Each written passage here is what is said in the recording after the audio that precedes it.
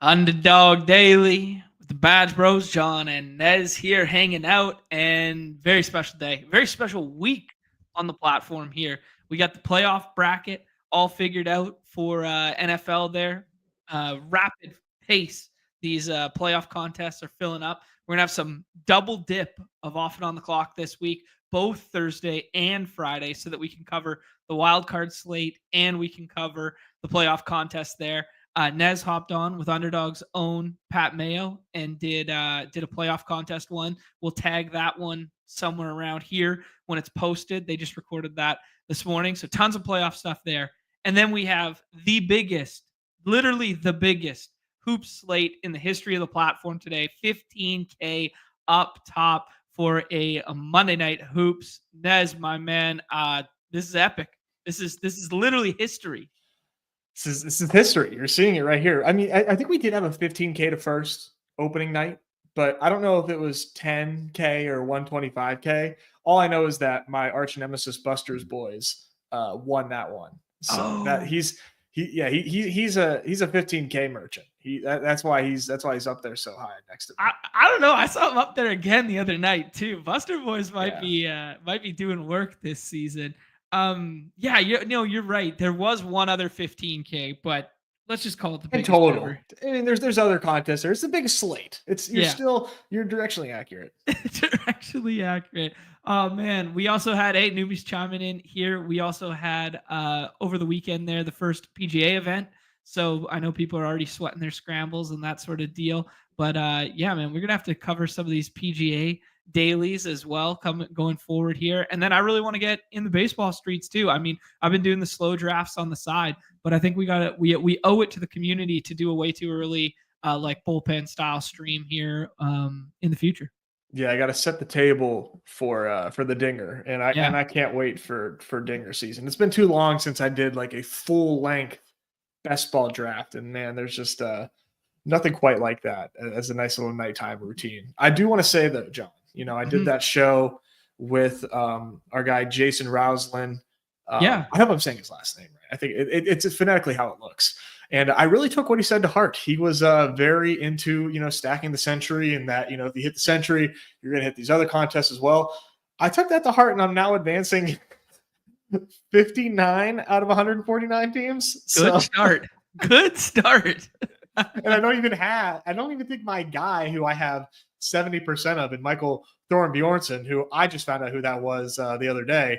I don't even think he golfed yet. So I think we're cooking. Oh man, that's fun. That's great, man. Yeah, a little bit of knowledge goes a long way in those streets. Seeing all the GMs in the chat here, and I am seeing some winners rolling through in the chat here. I saw Jack take one down the other night there. I mean, jump free with the big 100K the other day. Fully loaded was pushing some leaderboards there. I saw him up near the top. Awin, obviously, man, takes down the big one there. Guy takes down weekly winners last week and then takes down the big BR this week. I might be a dinosaur in these streets, Nez. These kids these days, stacking the running back with the tight end, stacking the wide receiver with the running back, and then just running a naked quarterback from a different game environment. I might be old news in these streets if that's how the kids are getting it done these days, Nez. Lavalord took down a hoops one. I saw that one there. I saw a sauce in here. Everyone's saucing it up these days. Absolute Sauce had another nice night after there, but I saw the hot Sizzos doing work in the NFL streets now. He took down the Wildcat and then top 5 in the BR as well. And then the bomb on both nights were Badge Bros affiliated individuals in the Dog Bowl champ there, Best Ball Viper, and then Crutches took it down yesterday, even though he had a ridiculous stand on Tony Pollard that didn't come to fruition, was still able to get one home. So mad shout outs to the community there. If I missed anybody else, apologies, but pretty epic stuff. I'll tell you who you didn't miss was me. Did not miss me, buddy. Back to back, just absolute like wipeouts from me in the NFL slate. I mean, goddamn. And when it comes to Awin, man, I would say we can put him on Mount Rushmore, but these sculptors are going to have a lot of the hard time with that head of hair of his. So it might be kind of tough to put on the mountain to sculpt out that beautiful hair of his. But yeah, man, Awen in this NFL season is just like unbelievable. Like easily top one for these daily streets for football. I mean, multiple PTPs on top of it, but that's enough. That's enough gloating about Awen. Yeah, I can't do too much.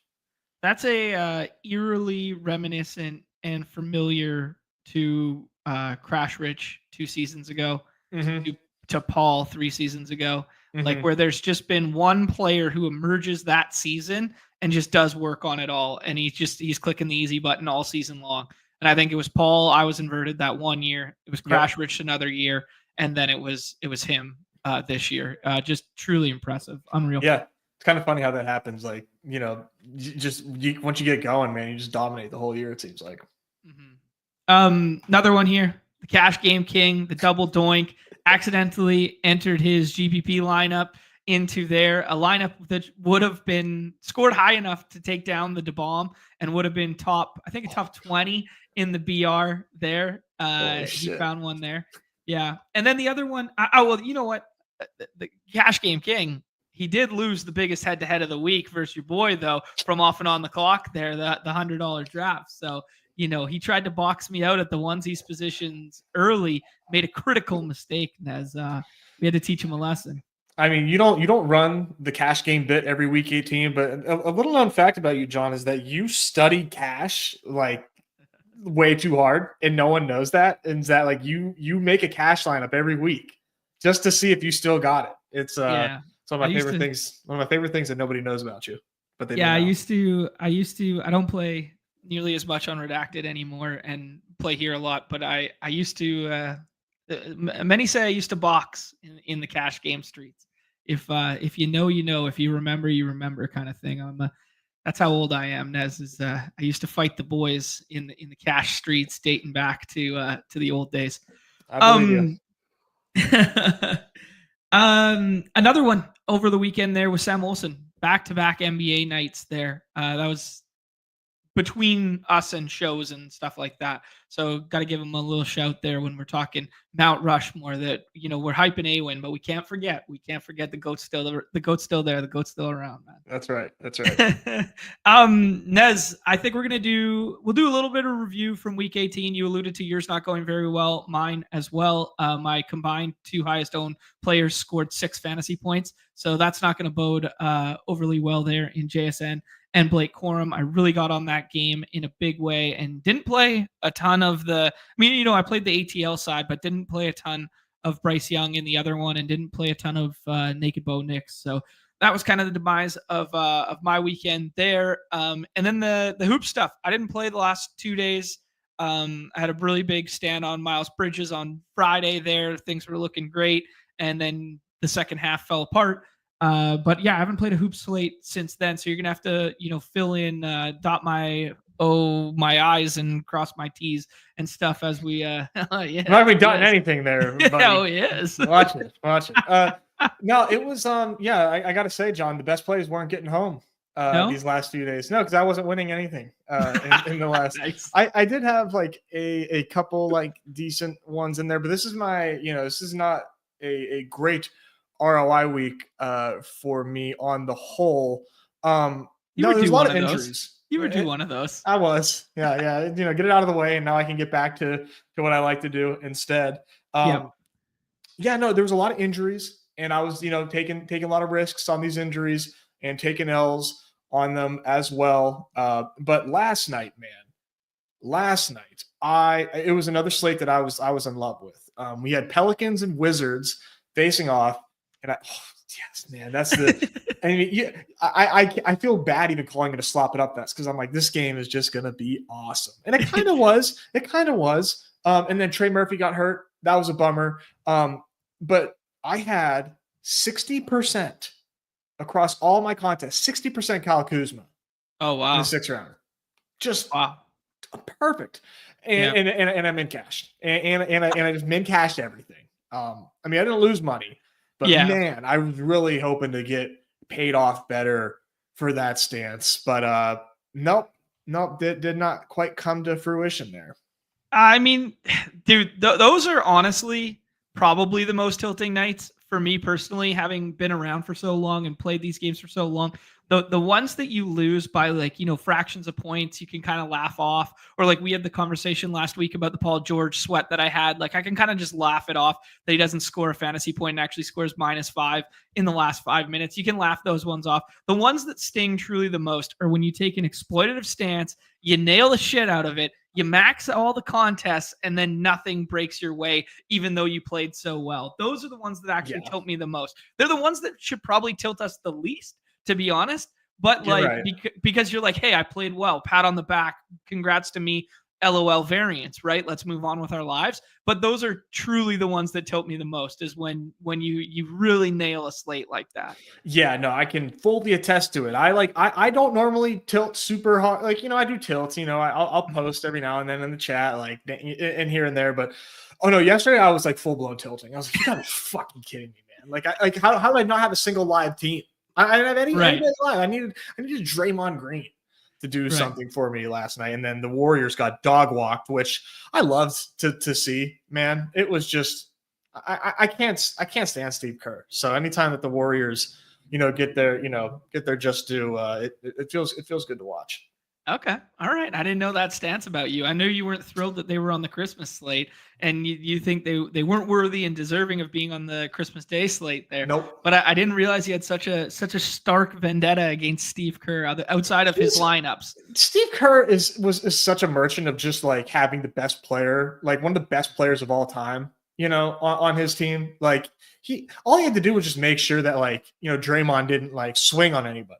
And keep some egos somewhat contained. Like I'm sorry, I don't think that we need to give him too many props as a coach, especially with what we're seeing these days. Like he has such like a hands-off attitude. You know what I mean? And that worked whenever the players were so good that you were beating everybody and it wasn't close. But the team just plays really sloppy. I hate watching Warriors games right now. They're just not fun. So yeah, sorry. That's my soapbox. No, I respect it. I need that one. I need that out in the ethos. Carry on a little bit of that tilt energy from last night into tonight's slate. Let's fucking go. Yeah. Tonight's a great one too, by the way. A great one. Oh man. Yeah, I ripped off about 20 this morning. Let's talk NFL first, and then we'll get into tonight's slate. We just got some news on that one too. Chris Middleton is now out. He got downgraded to doubtful, and then out just before we came on the stream there, so we could talk some of rotationary implications of that. Nothing too crazy given the depth of this slate, but maybe brings in some back end guys into play, or pushes up Dame ever so slightly, something like that. But we'll talk about it. Nick, we missed Nick's 9th place off the top there. We were enamored with giving big shout outs to all the winners and stuff. We missed Nick's 9th place. I'm sorry, Nick. You well earned it, man. You well earned it. Multi-sport draft league through there, my man. Okay, Nez, I'm gonna bring up Platform of the People, the cleanest looking site in the biz. Let me see here. There we go. All right, perfect. And then I will go to the results of the weekend here in the NFL stuff. We can walk through A-Win's lineup. We can walk through crutches. I got 106 in. I was trying to be a full-fledged GPP bro in week 18. I actually really liked the slate. I really liked some of the spots. My results will not reflect that, as I was completely wrong in some of the angles in which I took to attack said spots. And then I don't know, does it feel like maybe there's a macro conversation that I've been wanting to ask you that I haven't said. I'm going to dox myself a little bit here. Okay. Is the scroll the F down the last of a dying breed? Have the projections gotten so good? Has the ADP gotten so efficient that we are now all value hounds? We are not correlation bros anymore. We do not need to scroll for these skinny stacks of Trey Lance and Tyler Huntley or some crazy shit like this. We can just jam Bo Nix over and over again and be fine with it. Am I actually a dinosaur in these streets? So what's your hypothesis, that ADP is good or that projections are good? Because if projections are good, Tony Pollard would have been on every winning lineup. That's a fair point. Okay. So maybe let's walk that back. Let's walk it back a little bit. Maybe it's that the efficiency of the market has gotten to a place where it is so strong to stay tethered within profitability that deviation from it is much more minus EV than it once was. Yeah, I don't know that it's ever going to be like possible to pinpoint, because Okay. we are talking about week 18 here. You know, like True. there's so much crazy shit that happens within week 18. Mhm. But I will say though, it definitely, the fade X amount of players within, X range of ADP for a guy like me was not paying off late in the season. But also at the same time, dude, like I didn't have a good NFL season. Period. Like Yeah. I had like a few winning weeks. Like I had a nice week 1 8 PTP. That was cool. That was my best win all season. Otherwise, it was not my year. It was not my season for football. It is what it is. It's just nothing you can really do about it. And I mean, to your accord, I mean, you're clearly still a good sharp player because you've been killing it in the NBA streets, and those are crossover skill sets. But you've played more slates in the NBA already in a third of a season, or almost the halfway point of the season, than you did in the entirety of NFL, including our best ball portfolio. Yeah, no, that's definitely true, right? I mean, there's more slates and less variance in Right. the hoop stuff. So, Yeah. yeah, I don't know that what I need to do differently next year, but I do think I need to kind of take a look in the mirror Mhm. a little bit. Okay. You know, I'm not quite sure where things went so south for me. Yeah, no, likewise. I didn't have a great year, admittedly, as well in the NFL stuff. Some of it is a lot of focus on this show and the content angle and stuff like that. And then when I'm jamming drafts, it's literally just Sunday morning. Hey, maybe I'll get 90 in kind of thing. And Mhm. that just doesn't play as well nowadays when the contests are so much bigger and the volume is so much more necessary than it was in years past. I could kind of get away with it. Now, even like the DeBalm is like 3 times the size of what it once was. So I got to be a little more dialed with even that kind of deal. Yeah. Yeah, but yeah, just talking through some things out loud here. I think also the S words and some of the stuff that Davis does on the stream with Nerdy Tenor and Brick there. I think knowledge is far more prevalent than it once was, and I do think people are getting wise to some of the old strategies that used to be print fest that are no longer print fest, and now we have to find these new wrinkles of deviation, which a lot of the S words are telling us is the naked quarterback because the rosters are so small, and Yeah. porting over those learned principles from like DK in the past or redacted in the past to this platform don't play as well because this game is becoming more solved. Yeah, I think it definitely plays a big part in it. I still think that there's edges, right? I mean, if you are still, regardless, if you are still above, or ahead of market on some of these, projections, then knowing ball is always going to be the biggest edge in Mhm. these, on top of volume, of course. As an aside, man, I would really like to see Nerdy Tenor take these S words into the 15K prize pool baseball streets. I would love to Oh, see okay. what he Yeah. finds there. I guess 30K.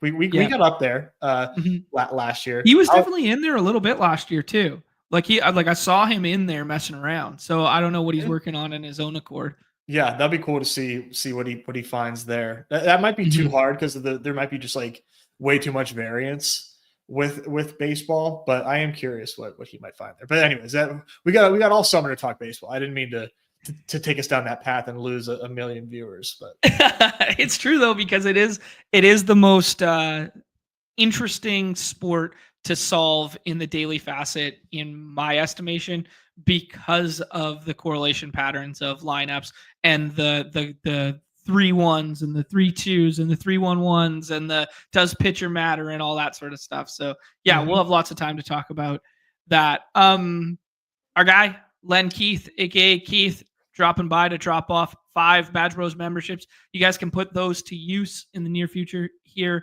I think tomorrow's going to be a wonky day for me personally. I got some stuff going on, but we're going to make sure there's a solo or maybe a 2-man at a different time point tomorrow. We haven't talked about it, but we'll figure it out because there are some amazing basketball slates this week. It is like 6 games, 7 games, 8 games. Like it's perfect all week through. So it's going to be great. And then as I alluded to off the top there, on Thursday and Friday, off and on the clock there, but I definitely still want to hit on NBA on the Thursday as well. So I think we'll have a paywall one on Thursday, whether it's just me, whether it's just Nez, whether it's both of us, to be determined, but we will have something covering that slate as well there. So at least 2 paywall streams to go alongside today's stream and the off and on the clock streams ahead. Anything to add to that, Nez, for the new membies?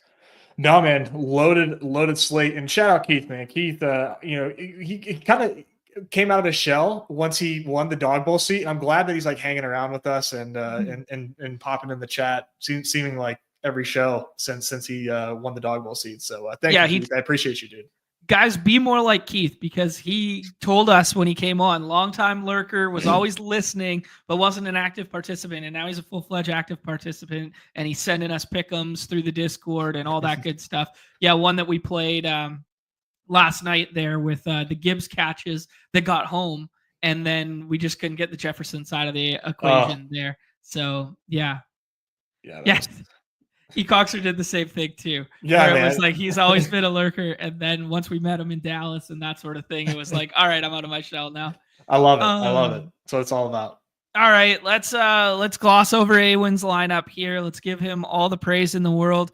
Pretty simple strategy. I don't know if this was auto drafted or not, but pretty simple. Not to demean it or discourage it in any regard, but all players that had ADPs. But all players that were playing for something. Like very interesting, like, hey, week 18, let's go Galbrain on some of these backups. Let's go Galbrain on some of these other game environments. And Awin just went, nah, Atlanta has to win to get in, put their 2 best players on the team.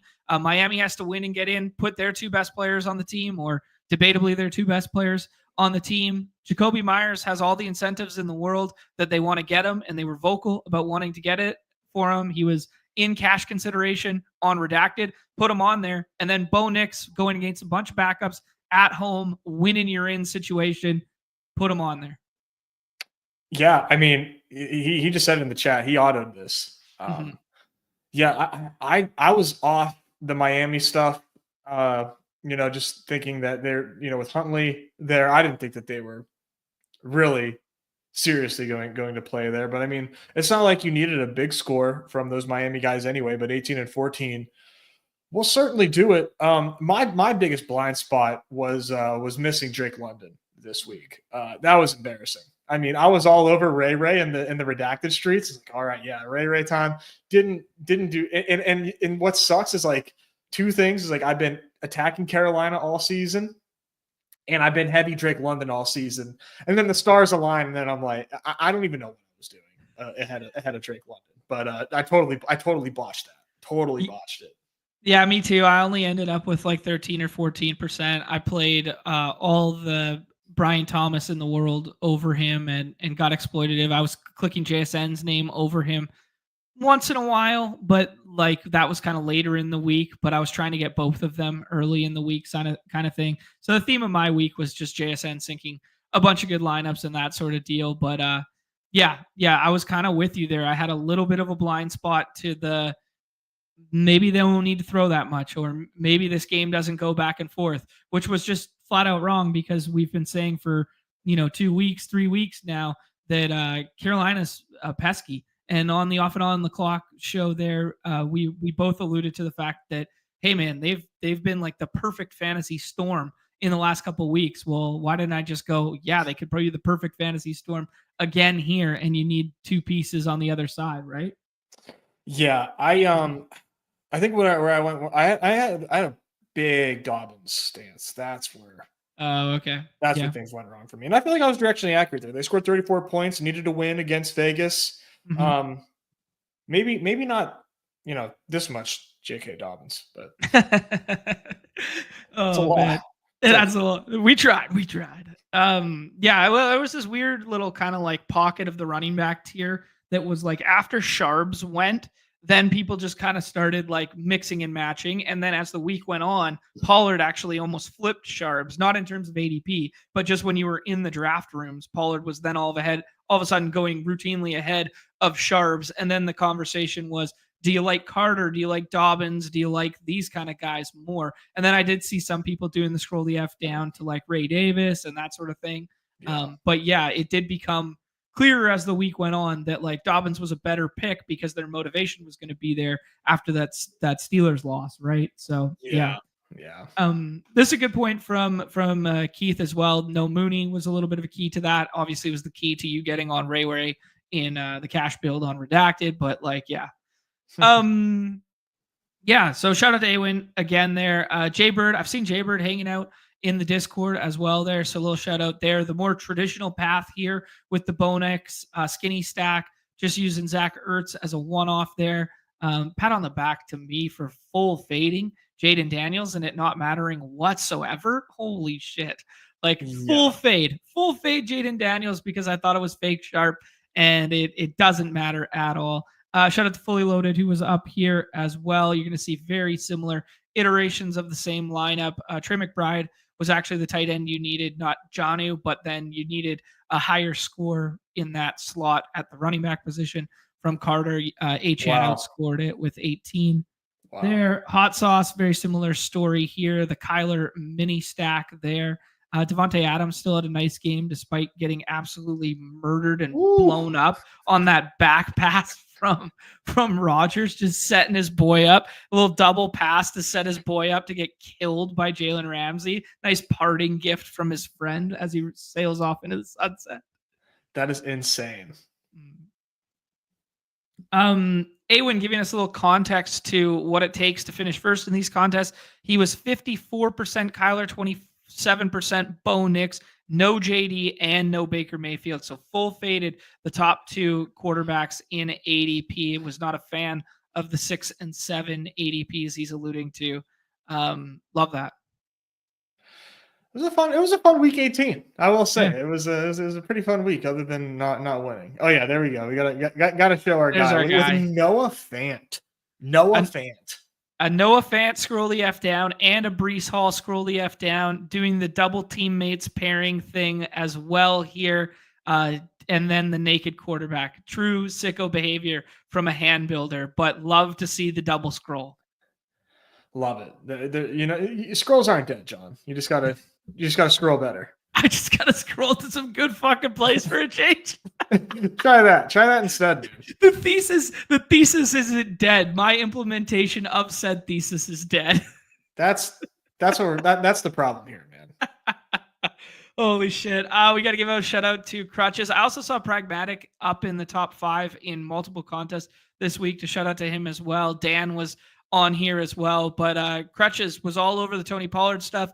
Didn't need it on this one. Didn't need to be perfect into bomb either. Got away with the Charbonnet 9 points, but you just needed Drake London. Drake London was the X factor. I had 0 Drake London in my 5 teams in the bomb here. He's got the Kyler mini stack. He's got the Jonathan Taylor. Boy, was I wrong on Jonathan Taylor. I mixed him in, but I was talking on the show on the weekend there, or on Friday there, that I thought they could take their foot off the gas a little bit and okay, we're good on the Taylor stuff and just air it out kind of thing. But they kept feeding him in the second half. Started slow, but then fed him in the second half there. But yeah, the Jacoby Myers scroll, nice. I can't believe JT only ended with 24 points. Yeah, that's a fair point. Yeah. 34 carries, 177 yards. I mean, we were really close on some of those pick'ems that we were making on Friday. Oh yeah, man. The game environment pick'ems from this one, we did get the super ladder of the JT one home, but just didn't follow suit with Brian Thomas. Brian Thomas let us down, man. Yeah, unfortunately, he was a big part of my bad week. Mm-hmm.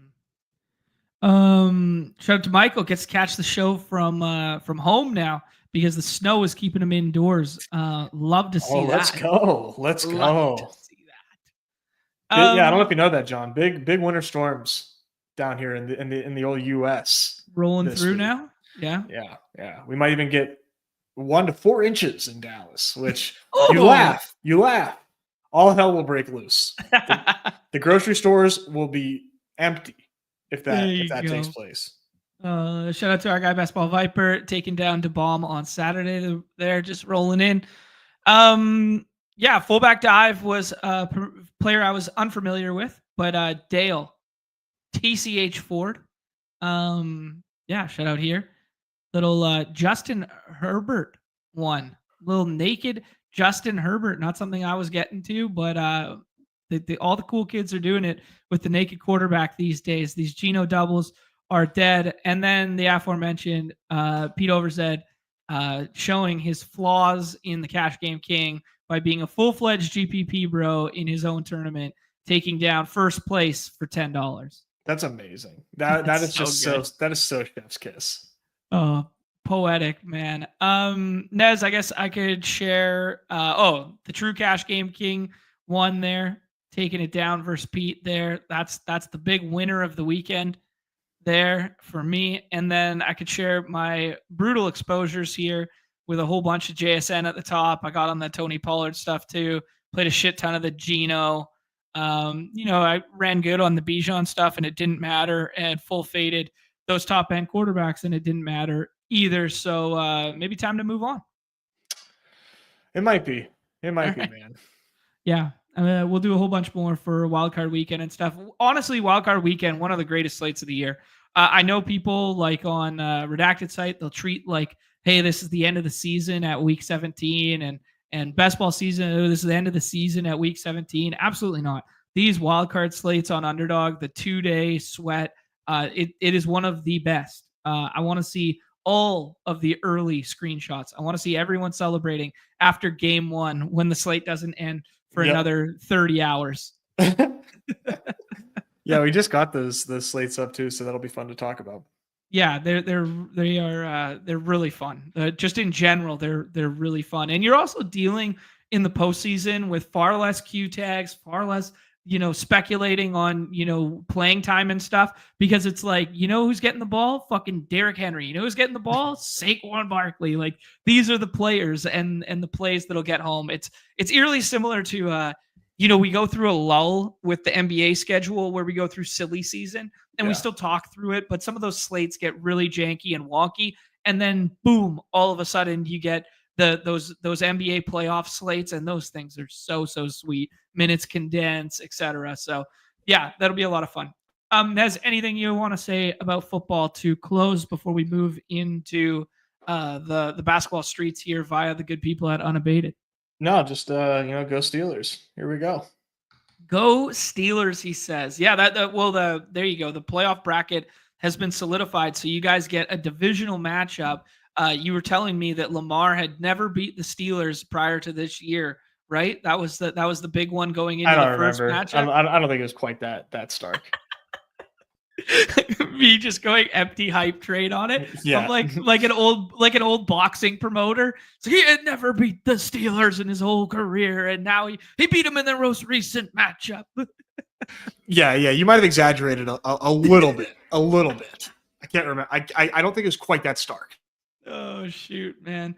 Yeah, it's gonna be fun. Did you guys actually? I'll ask you a couple questions before we do our playoff preview stuff on Thursday with Pete there, and everybody can watch the stream that you did with our guy Pat Mayo there, that I will link below somewhere here when he drops that one on his Mayo Media Network there. But I will ask you, Nez, is when you were talking through this, did you get into the intricacies of the bracket? Did you get into like what teams match up well with what teams going forward?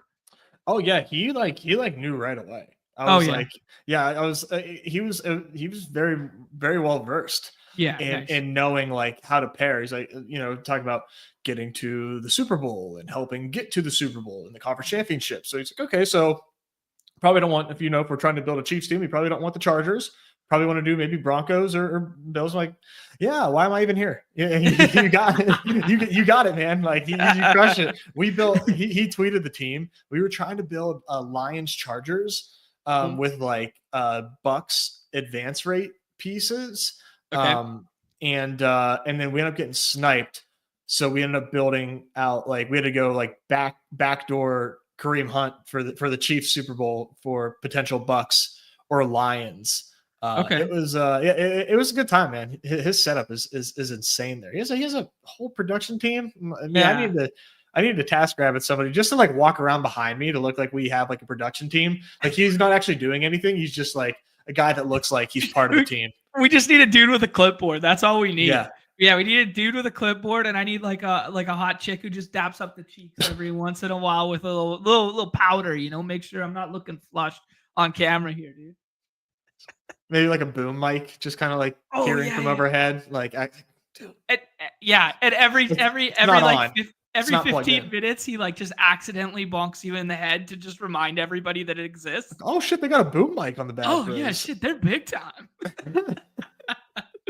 Oh man, Badge Bros studio show. That would be electric. One day we're gonna have an old school sports center set up. You just watch, everybody. You watch. Shout out to the polite hater. Love that little oxymoron there. The polite hater. Yeah, that's basically me. Inez, when you show your lineups and I show my Canadian side, polite hater. There we go. That's basically you. Joining up to become a member there. Much appreciated. We will have 2 member shows at some point this week for you. All right, Nez, let's move into the NBA slate here. I ask you the resident question every single time. How many do you have under your belt thus far? And just macro thoughts on the slate before I bring up the totals and such. Let's see here. I've got over 100, 148 total with 38 in the main. And yeah, man, this slate kicks ass. Really, really excited about this one. A couple dynamics in play here are, one, cheap Embiid. Everybody hates Joel Embiid. Nobody wants to click Joel Embiid, so he's ADP 5 right now. Okay, sure. You got it, man. So I'm taking all of the Joel Embiid, and we have, one of the last remaining edges of, teams that markets haven't yet caught up to in our Toronto Raptors. So if we can get RJ Barrett out here tonight, I'm going to have a lot of fun. I'm really, really hoping that happens. I'm excited for it. I think if RJ Barrett is out here, then this total here, I just think is just not correct in my opinion. I think that this game against the Bucks is going to be crazy. So really excited about this one. That's, in my opinion, like these fully healthy Raptors. I just don't think markets and models are fully caught up with yet. So I'm treating that as an edge. Okay. Interesting. Cool. Yeah, no, like it. You've been ahead of market on the Raptor stuff for a little bit. I'll ask you, any concerns about limited playing time and or minutes restriction coming off the illness? Like, this has been a long lingering illness. This is going to be the 5th game he's going into with this illness tag. He didn't travel with the team for a duration of that. Then they came home and it was like, okay, he misses 2 games non-travel with an illness, come home. They get 3 games in a row at home and he sits the first 2 of them. So it's kind of like, oh man, is this something like serious? But yeah, and then the return of IQ, man, just in terms of like handling role and dynamic. Are we overvaluing, the role that RJ Barrett will return to? Perhaps. But I mean, in the 6th round, it feels really solid. I mean, even whenever they were fully healthy last year, RJ was kind of blowing people away with his production. Like, people weren't really expecting it. And now we got him in the 6th round against Milwaukee, who is like a really nice spot. So yeah, I'm not like, it's definitely a possibility. I'm not like not waving that, getting hit with that news and being upset, but I'm just gonna ride it, man. I'm gonna ride it. I'm gonna have like 50% RJ when it's all said and done. Yeah, respect it. Other one you hit on there was the Embiid one. I guess we can just go into the kind of game by game notion because that's a natural starting point here. Embiid with an ADP of 4 right now, but you also have Cat dealing with the Q tag as well. So depending what room you are in, Embiid will go as high as 3. Other rooms you'll see him fall to that 6-7 like turn there. Yeah, Q tag Embiid. The nice thing I can say about Q tag Embiid tonight is at least he's at home and we get the news early. which is something that we were dealing with last week when Embiid is on the road. And it's like, holy fuck, I'm staring at my watch when I'm out for dinner. Like, come on, just give me this damn Embiid news. Come on, like this sort of thing. I don't want my lineups to be dead. Yeah, they're without KJ Martin. They're obviously still without Jared McCann. And then Kyle Lowry and Kelly Oubre have the Q tag as well. So not only is it Embiid, mask Q tag again after playing through it previously at home, it's also the fact that, hey, some of these auxiliary pieces are going to be out as well, or potentially out as well. And this could be extremely condensed too. So condensed Embiid is even more fun than just flat out Embiid being in versus the Suns. Yeah, I mean, you could tell me the Sixers are fully healthy. Like, I don't care. Sure. Like, right. We should be taking Joel Embiid ahead of Q tag Cat against the Magic. We should be taking Joel Embiid over Cade Cunningham, in my opinion. I love Cade Cunningham. I agree with you. Joel Embiid, man, is Joel Embiid. We used to wonder if this guy should be going 101 on certain slates. And I know it's a different year, and we have different circumstances here, but we're not talking about 101. Like, you can have like I have 45% Joel Embiid like right now. And it feels damn good. It feels pretty fine. Yeah, absolutely. Especially after we saw him play a very nice game there in against the Kings there. And if he had come back into that ball game for some more run, that box score would look even better. Exactly. And I was at first like a little fearful of the Suns because they started off really hot. They were looking like, an actual like kind of a strong contender in the West. I know they haven't been fully healthy for a while, but even now that they're fully healthy, I mean, the Sixers are favored here. Right. Yeah. That's a -3.5, right? I'm not incorrect in that. Nope, you're not incorrect in that at all. Yeah. 222 total with a -3.5 on the Sixers side. Yeah, and you have some disarray in Phoenix as well. Like, they're mixing up the starting lineups. They're a mess.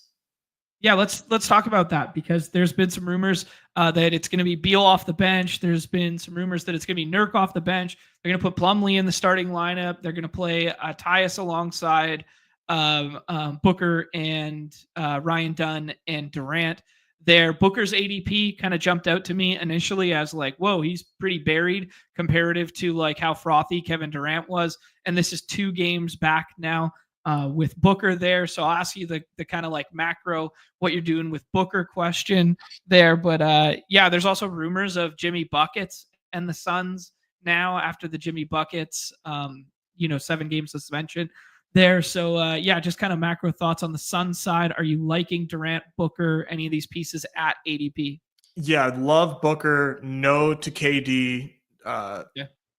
And Maxey, I think I need to get more Maxey in my drafts. But right now, man, I don't have a lot of Maxey because I'm like chasing Scotty Barnes over Maxey. I think Hallie today against the Nets, just for whatever reason, sticks out to me. Like, I think Hallie and Cupcake spots. I don't have a lot of Hallie, mind you.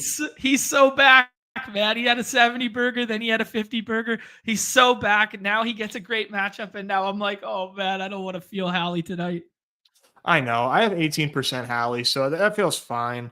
But I feel like he really takes advantage of these like he's kind of like, point guard Embiid. He just against these bad teams, he really, I think he can kind of thrive. So with Maxey too, like I do sort of, I feel like Maxey does play just as well with or without Embiid, and the Suns are a good spot. So I need more Maxey. Like I'm super light on a guy that clearly has a high ceiling, but right now it's Booker, yes, Durant, no, Embiid, hell yes.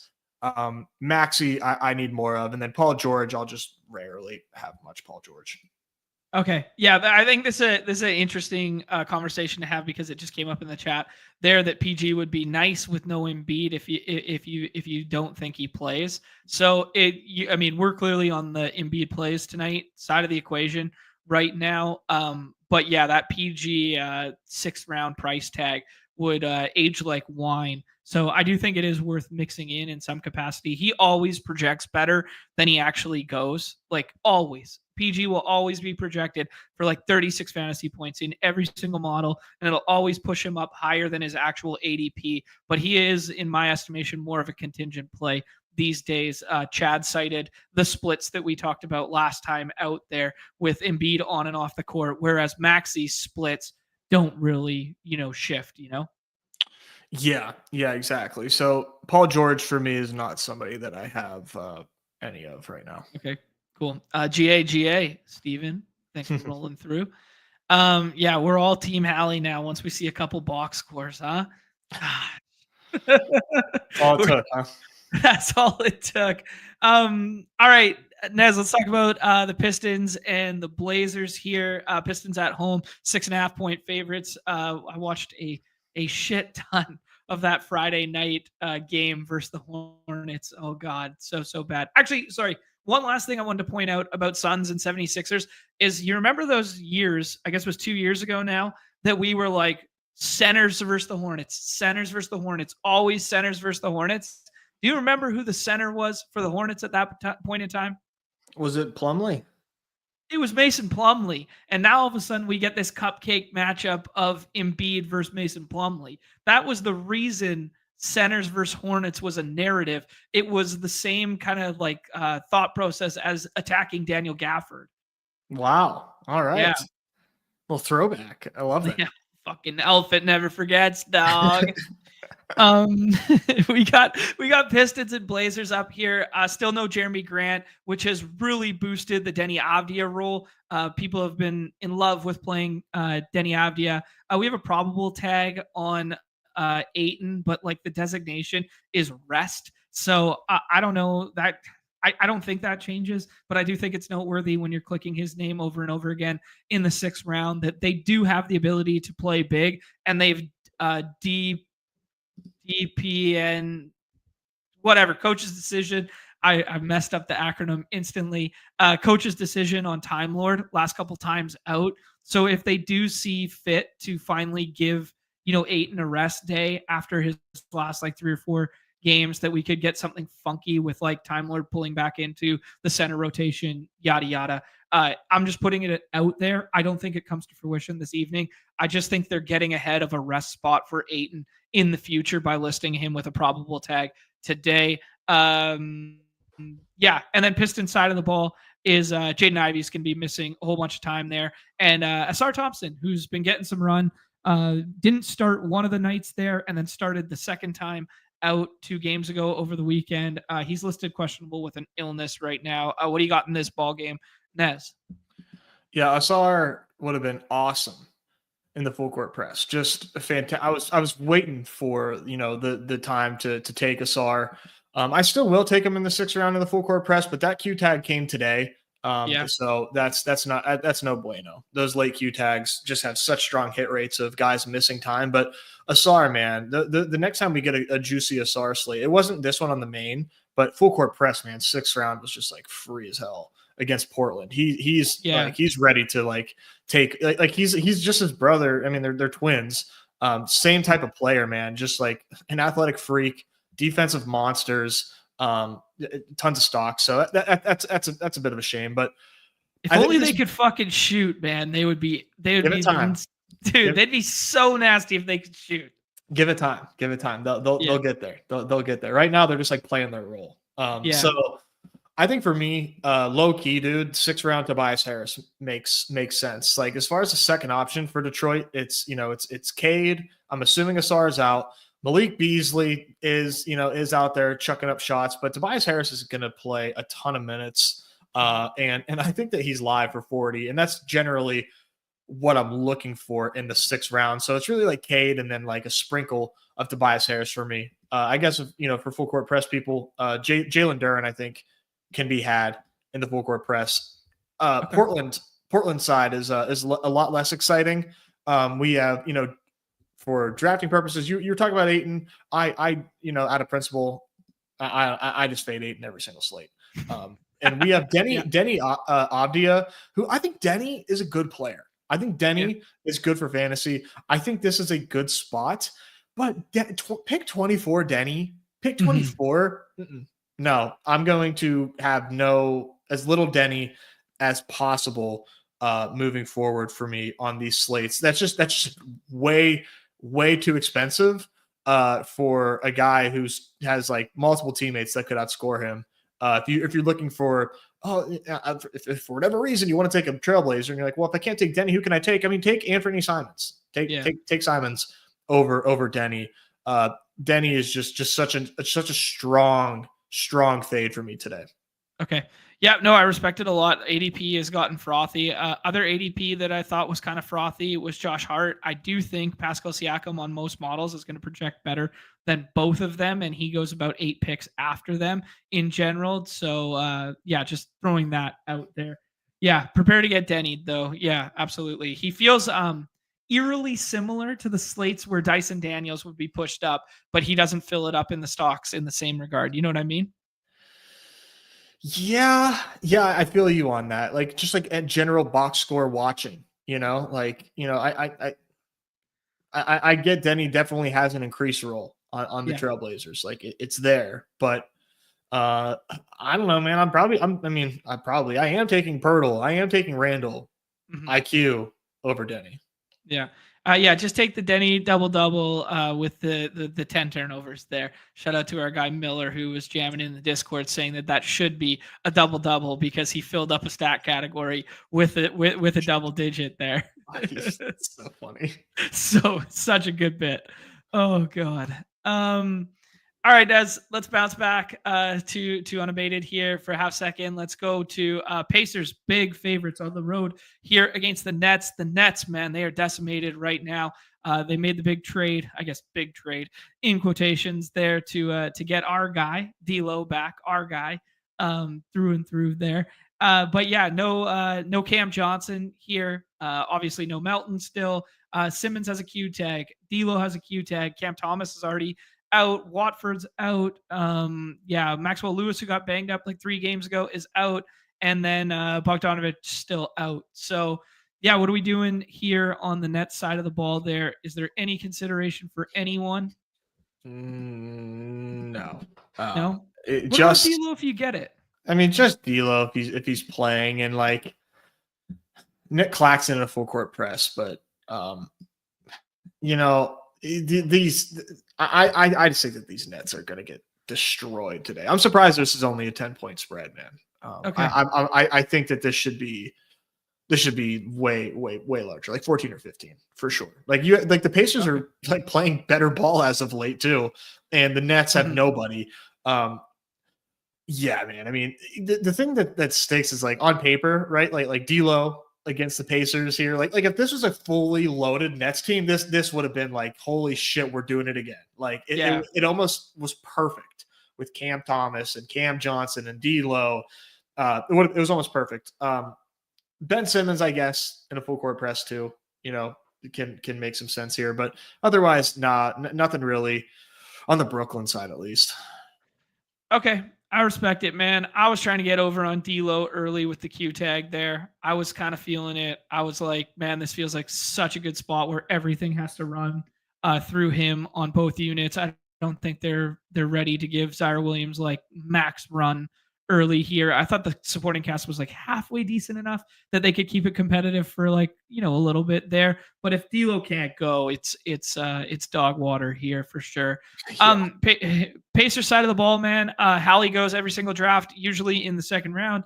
There, sometimes he slides a little bit, sometimes he gets pushed all the way up. Obviously, mixed polarizing feelings on Hallie all the time. Siakam goes every single draft, and sometimes he goes as high as 24, or he goes as far as 31.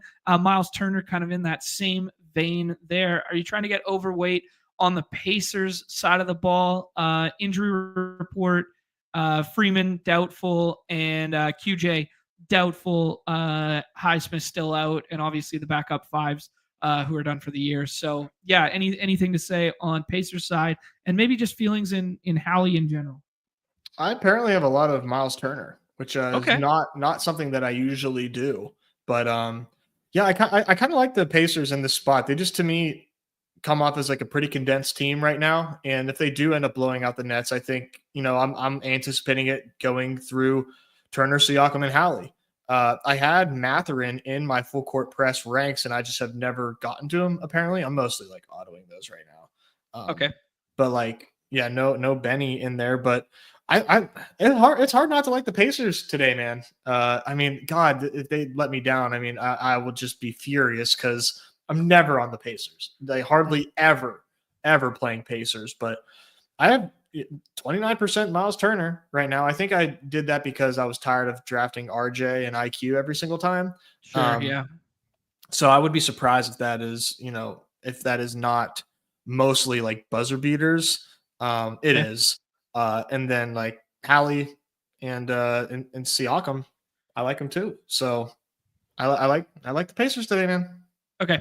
No, I respect it too. I like it as well. I'm going to throw, just because the brand, like legally in the documents signed, require me to bring it up. We're talking about road 10-point favorites. Could push even higher if we get no Simmons or no D'Lo or both. Contractually obligated, Nez, to bring up TJ McConnell this evening. Is there any way we get extended TJ McConnell run in a 13-point favorite game environment here? We get the 28 minutes from like the 1.4 fantasy per minute monster that is TJ McConnell in the last round.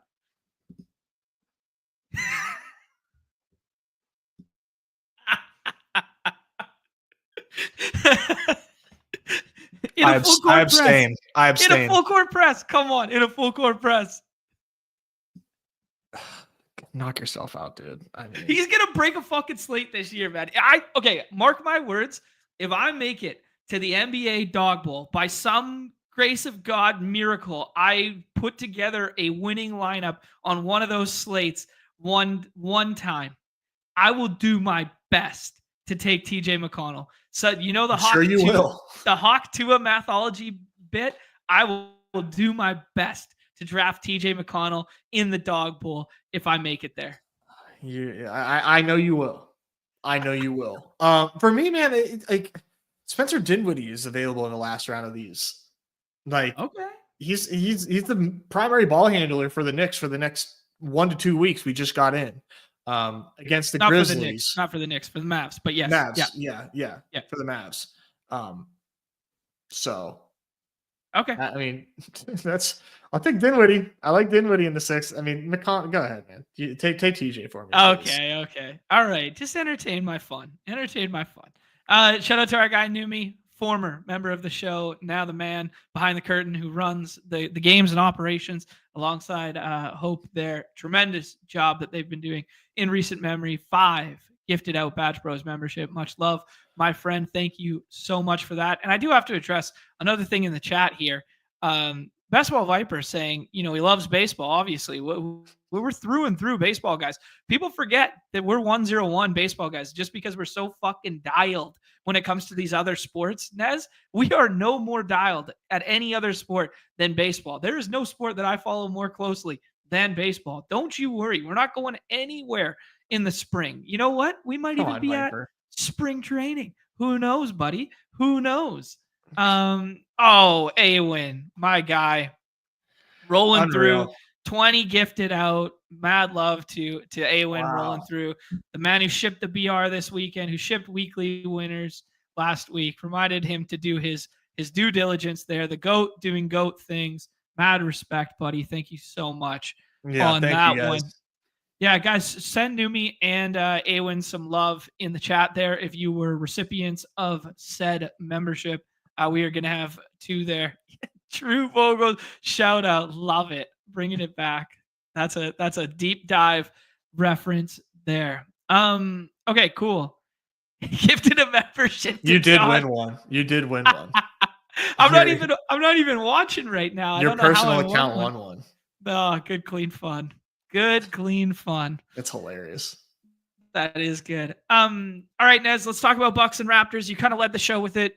Overweight RJ to summarize right now, like the IQ spot in the last round. You're pushing up Scotty Barnes a little bit there. I guess we got to have the 101 conversation here. Giannis probable tag, not the Q tag or anything like that, but it just always got to be on our radar that it is a probable tag. Chris Middleton has already been ruled out of this ball game. Andre Jackson has a Q tag there. Doesn't impact our game, but might impact some stuff rotationally. The 101 conversation. Are you team Wemby or are you team Giannis this evening? I am team Wemby, but interesting. Okay. Yeah, I mean that's 17% Wemby, 14% Giannis. So I'm running a little cold there. That's just the way the market has it. And I'd like to middle this because I mean, dude, I think the one thing that I'm going to put in a lot of pick'ems, because we be blasting off over here, is Wemby higher fantasy points pick'ems. These are two of like the most like nutted spots for these two players. Is Wemby against Chicago? Like, holy shit. Wemby against Chicago is insane, dude. Like I have multiple buddies that are going to this game. Like I was like, congratulations. You were about to like witness probably one of the craziest performances I think on the year. Is Wemby against Chicago. Chicago, man, is just one of these teams. You see them on the slate, and you just circle the opposing team. Wemby's going to do really dirty things to the Chicago Bulls tonight. So if you're lucky enough to go see this game, congratulations. On the flip side, though, like I get it. I get liking Giannis against Toronto. Okay, I got to interject for 1 second here. Love everything you said about Wemby. Love the spot. Love the whatever. We've talked so much about Wemby. We've talked about all those future bets that my buddies have or whatever. Dude, can we just take a step back and appreciate good basketball not associated with fantasy at all? The back-to-back nights of Joker versus Wemby. Yeah, that was just cinema. Dude, the box scores were crazy. You get one side winning one night. You get the other side winning in overtime the other night. Holy shit, would I love to see a series between those two in the postseason. You might get it. I think the Spurs are going to make a run. I hope you're right. I hope you're right for bankroll's sake, for Buddy's bankroll's sake, for life-changing money potentially sake, because that was something that we were way ahead of market on this summer, where it was like, dude, this team might be for real. And we haven't got there yet, but Kawhi did come back this weekend, and Kawhi's going to be playing basketball tonight. Kawhi, they got all the picks in the world to trade for Kawhi. I'm just going to keep pushing that narrative, put it on the radar. I don't think the Clippers can do it after building the new stadium and holding water, or treading water for so long without him. And now they're in a position to make their own kind of noise. But dude, that'd be a hell of a fit. Yeah, I hope they make some sort of trade. But I'm kind of surprised that the Pick'em lobby has Giannis greater than Wemby as far as fantasy points go, because man, like I said, this Wemby spot against Chicago is insane. So I'm gonna have Wemby 101 all day, but a great spot for Giannis as well against Toronto. We love that game. Okay, but we are on Spurs Chicago, right? We could talk more about the game here, but you brought up liking the fantasy points thing. Is there anything we could potentially pair that with that gives you a little magic in your loins? Is there? Well, it depends on where we want to go. Do we want to are we trying to shoot the moon or what? Yeah, we're trying to shoot the moon here. We can also, I believe there is a Christmas box. You got the same rescue I got. Oh, we got the rescue. We got the Tyler Hero rescue. We can just add it in there. That was, if you guys played alongside us, the core from Off and On the Clock went 2 out of 3, and Blake Corum was going to smash the shit out of it as well. And then he broke his arm instead. So we got rescued. So let's build with the rescue, because I imagine the vast majority of the audience will have the rescue because they played alongside us for Off and On the Clock too. Yeah. I mean, we got to do a triple double, man. You got to do a triple double. Okay. Who are you liking to add to the triple double accord here? Cade Cunningham. Okay. All right. There you go. Let's go. That's a 50xer right there. 50 gets you almost BBM next year. Oh, you get a $10 limit on the hero stuff. Rescue. Yeah. All right. All right, we'll share that one in the chat there. The Beautiful. Cade coming. This is the Cade triple dubs. There we go. We'll get to the ED stuff. I think that's a good question. Jordan saying he got a membership there. He's going to need the 100x from Nez to keep it rolling. Yes, this would be my Hawk Tua. This is a great one from Lava Lord. That the TJ McConnell plus Andre Drummond would be my generation's Hawk Tua. It absolutely, in fact, would be, and it would probably get the draft thrown out at the Dog Bowl, which would reflect perfectly on my brand forever and be the greatest story to be told for all time, that Numi had to throw out my draft at the Dog Bowl. Sight unforeseen. Nez, I think there's some interesting conversations with this. It was Bucks Raptors we were talking about earlier there that I didn't ask you about the Dame stuff. What do you think about Dame's ADP today? I believe it's way too cheap. Okay, cool. In this spot, like this game, yeah, we are talking Bucks Raptors. Yeah, dude, this Dame ADP is way too cheap. Too cheap. Where would you put it? Jeez. Because there's a lot of good pieces today in front. And Ant finally showed a ceiling, so we can't just keep sliding everybody over Ant. Yeah, you can. Yeah, you can. Do you think Ant's going to throw up 30 shots again against the tough matchup against the Clippers? Go ahead. Yeah, go ahead. I mean, like, thank God he did that, because now he's back up and he's just a free fade. KD cannot be drafted where he goes. Ant cannot be drafted where he goes. Like, Dame greater than Scotty for me, to be honest. And I love Scotty, but in reality, like, I think Dame is a better pick than Scotty. I mean, way better than Vooch. Scotty might get some defensive tough assignment here with Giannis, right? Maybe. Yeah, he might. I mean, his props aren't like amazing, but I'm still a big fan of Scotty today. Dame greater than Hallie. Like I have a good bit of Hallie, but Dame greater than Hallie today for me. I like him more than Maxey. Okay. Like this Dame spot is really good. I love Dame today, so I'm gonna have him every which way. I have 40% Damian Lillard right now. Wow. Okay, so you're not lying in any regard there. A 37.5 PRA. No Middleton, as we alluded to earlier there too, might free up some extra shots there. If Scotty doesn't guard Giannis, that Giannis will have 140 fantasy points. He's gonna have 140 no matter what. Yeah. Quickly double. Sure. That could be something we get ahead of market wise with RJ stuff as well. Dude, I kind of like some of these in the chat here. I was gonna put in Boner. Jesus Christ. This Sabonis triple dub coupled with the IQ. Wow, triple double is only 4.54 for Sabonis. Yeah. Holy smokes, man. Yeah. It's not quite as frothy as these other ones. No doubt. Holy. Okay, people telling me to slide the quickly assists or to do, I like the quickly everything today. Like, I like quickly points. I like quickly PRA. Let's see the quickly assists too.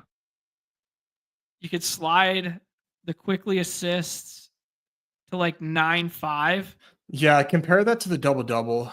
And you get 33.7. But you get more value on quickly double. Right. Yeah, and he's going to get there with the points. Yeah, I would assume, right? Like quickly. Right. Yeah, I mean, that would be hilarious if he doesn't now, but okay. A double and a triple double put together there to get ahead of some of that IQ stuff. You're saying you like the Dame stuff as well. We could mix in something there. Sliding Wemby blocks. That's fun. Joker's triple double was 1.1x the other day. That's crazy. That's like the chalk is that he's gonna go for it. Like, what? I know. Like, his median outcome is triple double. Like, what? Best player alive. Man, that's crazy. It's gonna be fun to do the 5-10 years from now, like sitting around with your buddies and just like naming dudes and whatever, and then having the debate of like where Joker fits like all time. That might be miserable actually, but it will be fun. Give me I'm gonna need a lot of beers to have, and it depends on who I'm having that discussion with. But John, we need to get through this. That's true. I'm derailing us with pick'em after pick'em. Sorry, I'm like, dude. yo, just keep getting pick'ems. We need to keep moving here. We didn't even finish Bucks Raptors, to be quite honest. That's true. Because like late round Raptors are IQ and RJ, thank you. Yep. RJ questionable. I think it's legit questionable. You mentioned the potential for minutes restriction. I don't disagree, but I just cannot help myself. And I see Q tag RJ, and I keep drafting Q tag RJ. And IQ, I think, is also, just simply not caught up to in the markets. And Pirtle. We have 4 draftable Raptors that I am drafting today. So this is, if this doesn't tell you that this is the spot, I don't know what else can. Interestingly, not interestingly, I guess, since Middleton is out, Bobby Portis, I think, in the 6th round is worth a sprinkle. Like nobody's going to draft Bobby Portis in the 6th round. I think he has some slight appeal there. Any love for Brook Lopez after Pirtle got somewhat cooked the other night by Goga? Nah, not on this slate. This slate's too deep. Okay. Any love for full court press? No. Mm-mm. Okay. Yeah, I wonder if Portis sees like a little increase in minutes at all without Middleton out there and gets back to that 30-33 range kind of thing, because he's been playing like the 28-25, that sort of thing. Yeah, I think so. I think he's gonna. Yeah, I would imagine he starts. Okay, cool.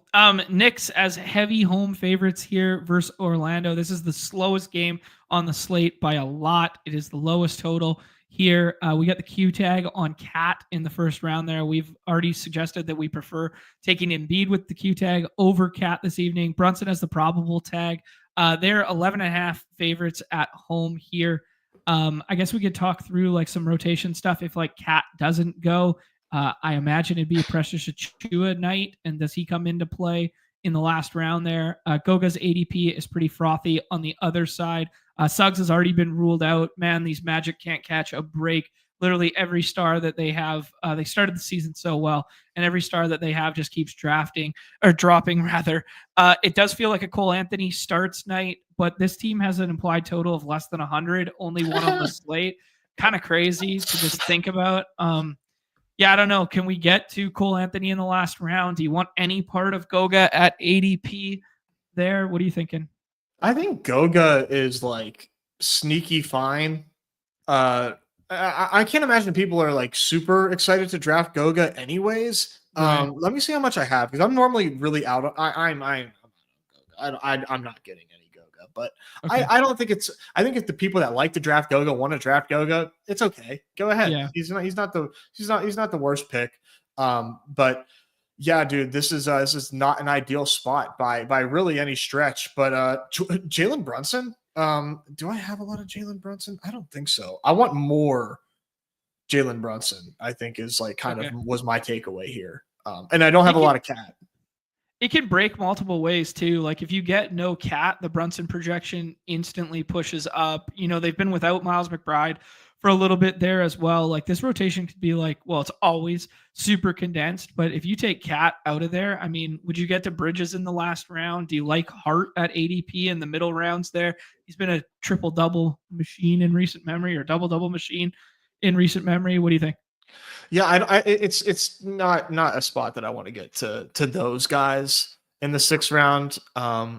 It's just a little bit too deep for me today, in my opinion, and it's still the Magic, right? It's still not a good spot. But I don't blame people for doing it. But Hart, obviously, being drafted every single time he's in play. But just Brunson and Hart for me, and then Goga is fine. But that's really it, man. That is it for me on this game.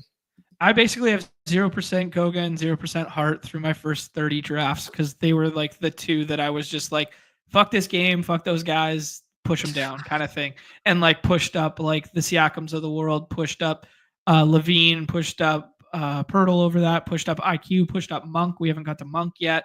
Yeah, that was kind of like my thoughts on it. Yeah. Spurs and Bulls, man. You want to talk about the inverse of Yeah. Holy Magic shit. Knicks?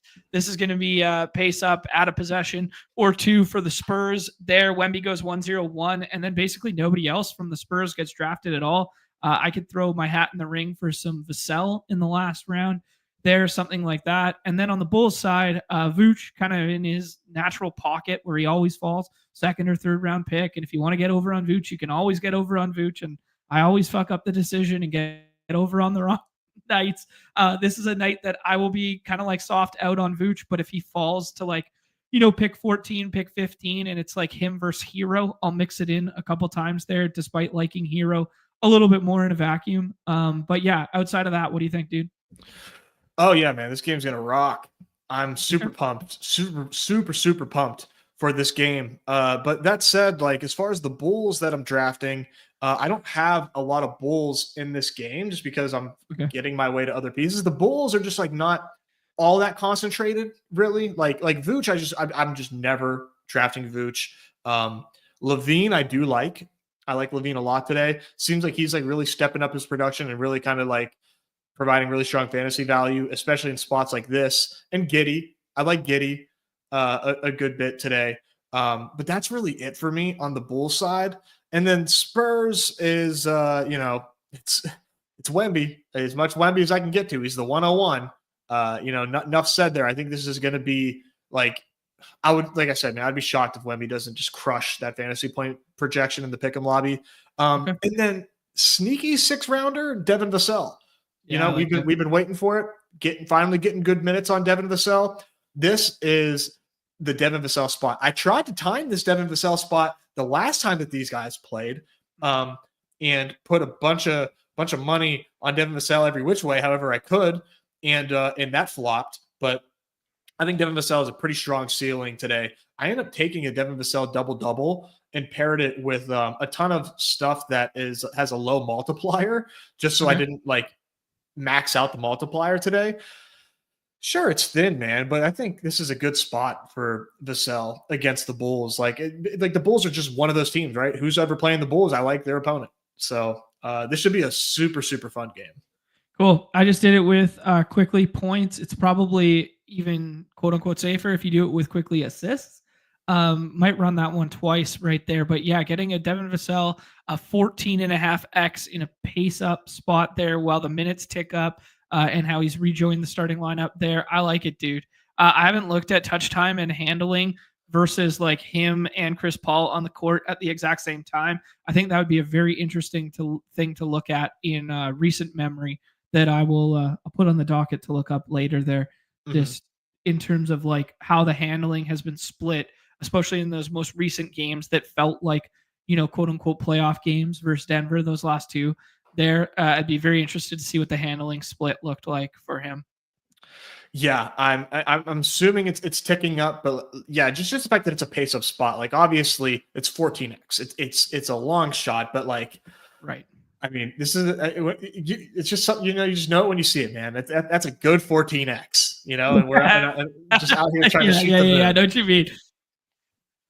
Yeah, it's like in terms of shooting the moon and knowing that it's not a high probable play, it's a fucking good one. All right, like run the S words on that one, bud, and let me know what you get. Oh, I respect it, man. All right, Mavs and Grizz, man. Grizz are decimated. Mavs are decimated. This could be a very interesting spot just in general. Mavs have been playing, Grizz have been playing pretty fast in recent memory. There, it could be Scottie Pippen Jr. night, but everybody tries to declare it Scottie Pippen Jr. night before it's Scottie Pippen Jr. night, and he never plays more than 25 minutes. So I have no idea what's going on there. It could be a night where it ticks up a little bit, but he is getting drafted almost every single time. We get Zach Edey back here. They got the three bigs there with Clark, Edey, and Jackson, and Jay Huff, I guess. So they have like three traditional centers, and then they have JJJ at the 4. JJJ's ADP is in the top 10 there. And then basically only Scottie Pippen Jr. is the other one getting selected from the Grizz. And the reason in which he's doing so, as I bring up the injury report here, just to make sure I don't miss anybody. No Santi Aldama, doubtful Desmond Bain, not an out tag, but a doubtful tag, just notable. The Grizz always do this though, where they like preemptively list a dude as a doubtful, meaning that he's going to be a Q tag next time. It's like kind of like they do this thing. Yeah. Anyways, Gallagher talks about it all the time. You guys can listen to him talk about that. He's smarter than me.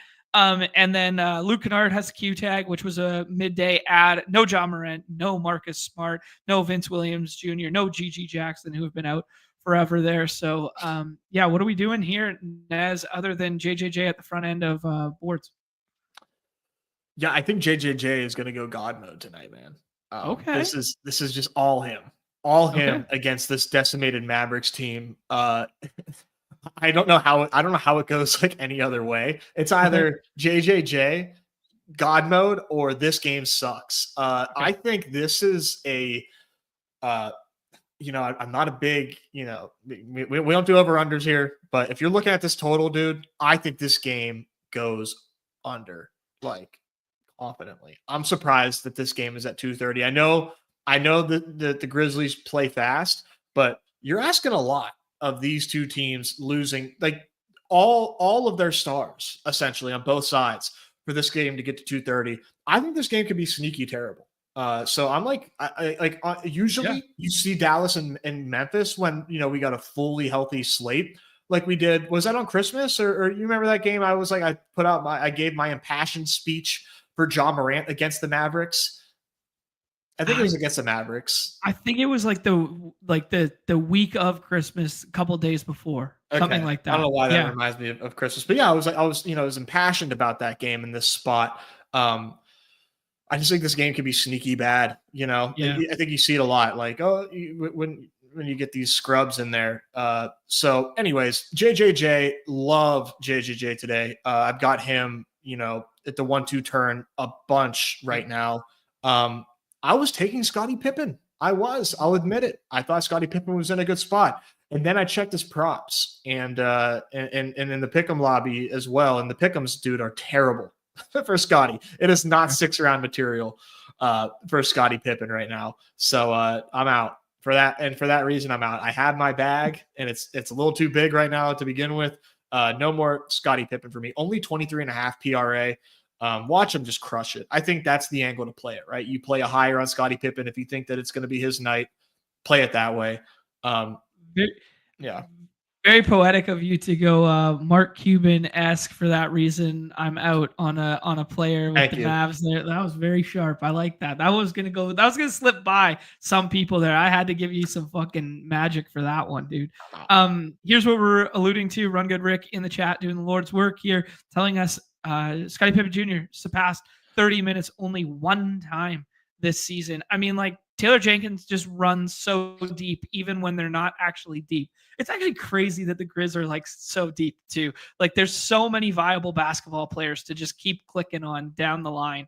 Like, even after like Jay Huff comes in on a 10-day and then they sign him and now he's stayed on the team, like this kind of stuff. Like, they just keep finding usable basketball players and they keep running deep, man. They're a really good organization, good organization. Like this kid, Taylor Wells too. I mean, like, I'm not going to say you should draft him in the 6th round, but if you want to, if you feel like getting cute, man, take Taylor Wells today. Jalen, their first round pick this year. Yeah. Sorry. Wells, for them is, I mean, like, one of the best picks in the draft was them taking Wells. So throw him out there, and take some Wells in the 6th. If you want to get cute, Yeah.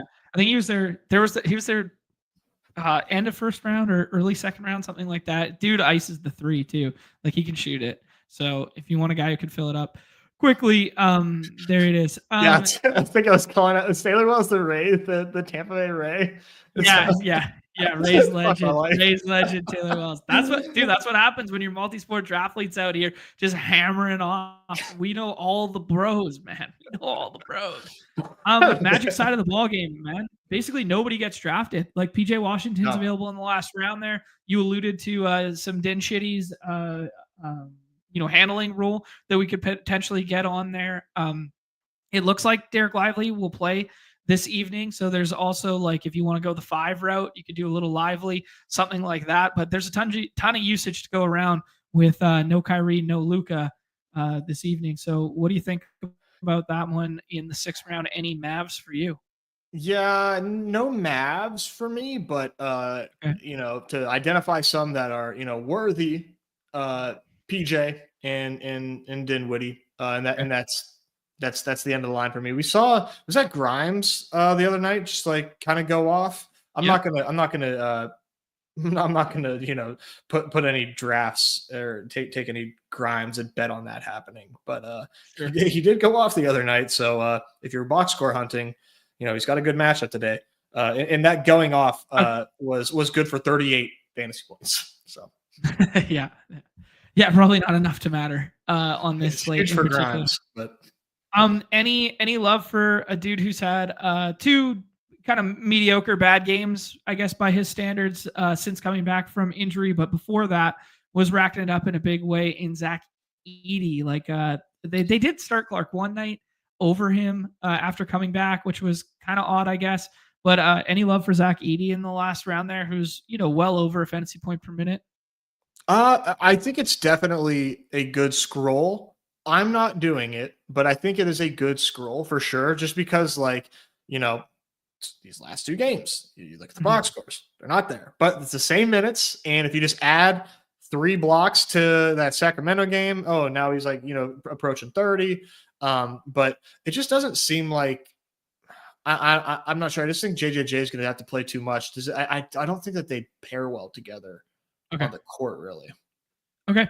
Yeah, no, I respect it a lot there. I will throw out the Memphis at home narrative. So Cole St. JJJ goes God mode into 5,000 the first half there. At home, the home narrative here that he fills it up in the stock categories is back in play there. It's funny that I typed in ED, but I just put the letters ED in on Underdog, and the players that came up at the exact same time in doing so are Shaden Sharp and Benedict Mathurin. If you had to rank those 6th rounders, would any of them be in your player pool?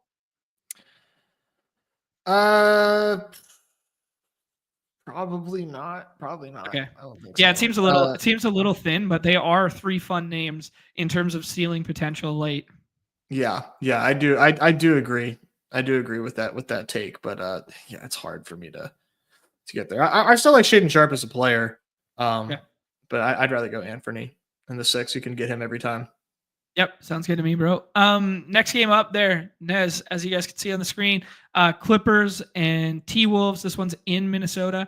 A 214 total. Minnesota as -2. We've talked about how strong the Clippers defense has been this year, and they just get another good piece back in Kawhi Leonard. He only played 19 minutes in his first game, but expecting him to play again tonight, which just, that defense looks pretty good with him and Chris Dunn and Zubac is a big body at the rim there. Like that defense looks pretty strong going forward here. So Clippers just not going to be fast enough, not going to be fun enough in my estimation. But Harden still has a big ADP. Zubac has a big ADP. I'd ask, can you mix in Kawhi if we think there's an uptick in minutes, or is it too soon in the last round on the Clippers side? Nez, what do you like? Yeah, no Kawhi. You can't do Kawhi yet. Okay. Not the spot, not the minutes. Yeah, it's going to be a while before we get that first Kawhi spot, and it might be without Harden. They might do something where Harden rest and then Kawhi ramp up. I don't know, but it's going to take a while. Harden for me is a no go either. He's just he just can't eclipse 40 points these days. I'm not really sure why, but with the ADP being what it is against Minnesota. No, I don't like anything in this game really other than Zubac. I like bigs against Minnesota, man. I think teams have to play big against Minnesota because Minnesota plays so big. And Zubac, man, is just out there for 33 minutes a night. A cool 40 points. I like it. Ant, got to talk about Ant, man. He's frustrated. He's making comments in the locker room about how teams are playing defense on him. Can't really do much. This current iteration of the Timberwolves is just bad. It's just not it, man. It's for fantasy and in real life. They're not a good real life basketball team either. Right. Unless Ant is putting up 30 shots again, and maybe that's just what he's going to do from now on. I fade Ant every single slate. This is no different for me. Coming off a big game, but in a bad spot, but people don't care. They just see Ant had 50 points, and people love taking Ant anyways. And I just you know what? Cool. Please do. Please do, because if it was me drafting against 5 other me's, we would have Ant at like ADP 18. All right, cool. Here's Justin alluding to Ant scoring 53 real points and finishing with 57 fantasy points. Holy shit. He took 10 threes, I think, in that game too, right? Or he hit 10 threes, something crazy like that. Yeah, I don't know exactly the numbers. All I know is that all I knew is that, man, I'm gonna have so much fun fading Ant the next night. Right. Yeah. 53 points there. We kind of haven't talked about Gobert in the end there. I mean, the nice thing about like the T-Wolves is we've kind of talked about it ad nauseum, where it's like the T-Wolves basically only play 8 or 9. We know where the minutes are going. They all score 30 fantasy points most nights, and they all just hit mean projection over and over again. But any love for Randall at the back end of the 5th round there, or getting some Gobert in the last round? Yeah, I like Randall, man. I think Randall is always just like really, really cheap. Nobody likes clicking on Randall. ADP 27.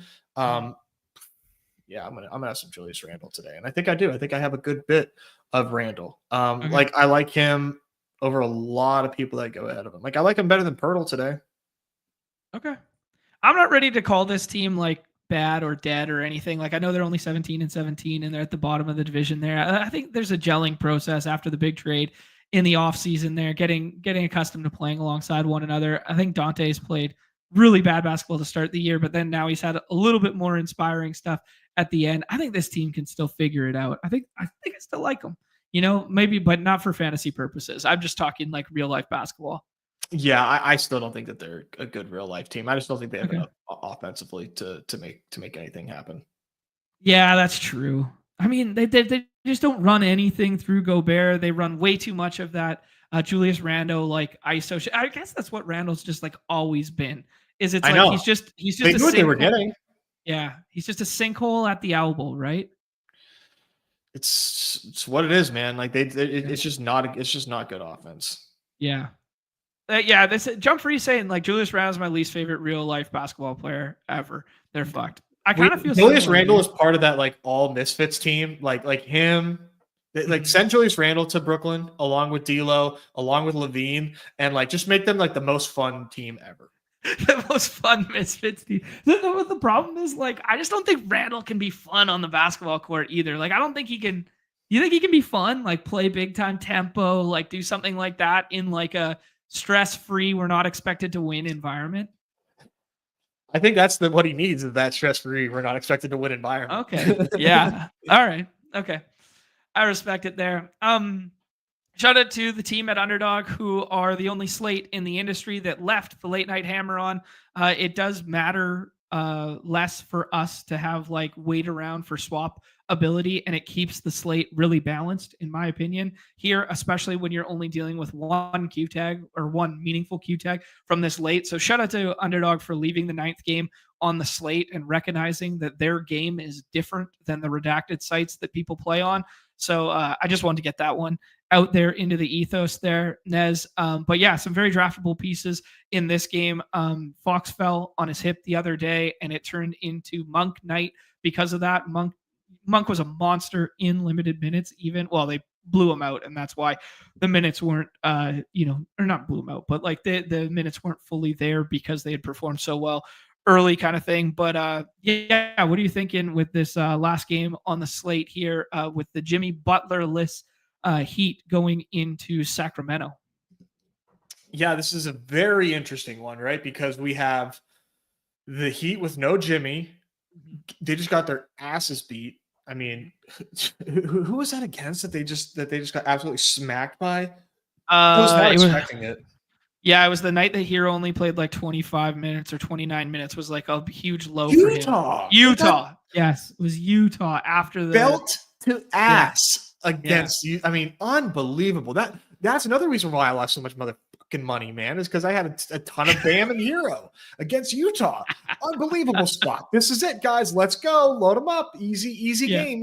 And then they got fucking stomped. So I think that is definitely baked into their ADPs right now. On top of the fact that, I mean, like, nobody needs a reason to not draft Bam, right? Nobody likes Bam. So Man, it's really tough, man. I don't like teams against Miami, really, but I do sort of like teams against the Kings. So I like both of our Miami Heat players today, and Hero and Bam. Um, Boner, I don't have a lot of right now because I'm taking Embiid over him, and I believe he has a higher ADP than Boner, or Boner has a higher ADP than him, rather. Lots of things happening right now, as you were saying that. De'Aaron Fox still questionable for this evening. Do you have a lean on De'Aaron Fox and where you're ranking him there? Huh, I didn't see. Did that come through on my? I didn't see that on the Well, I'm on their staring at Discord. the old.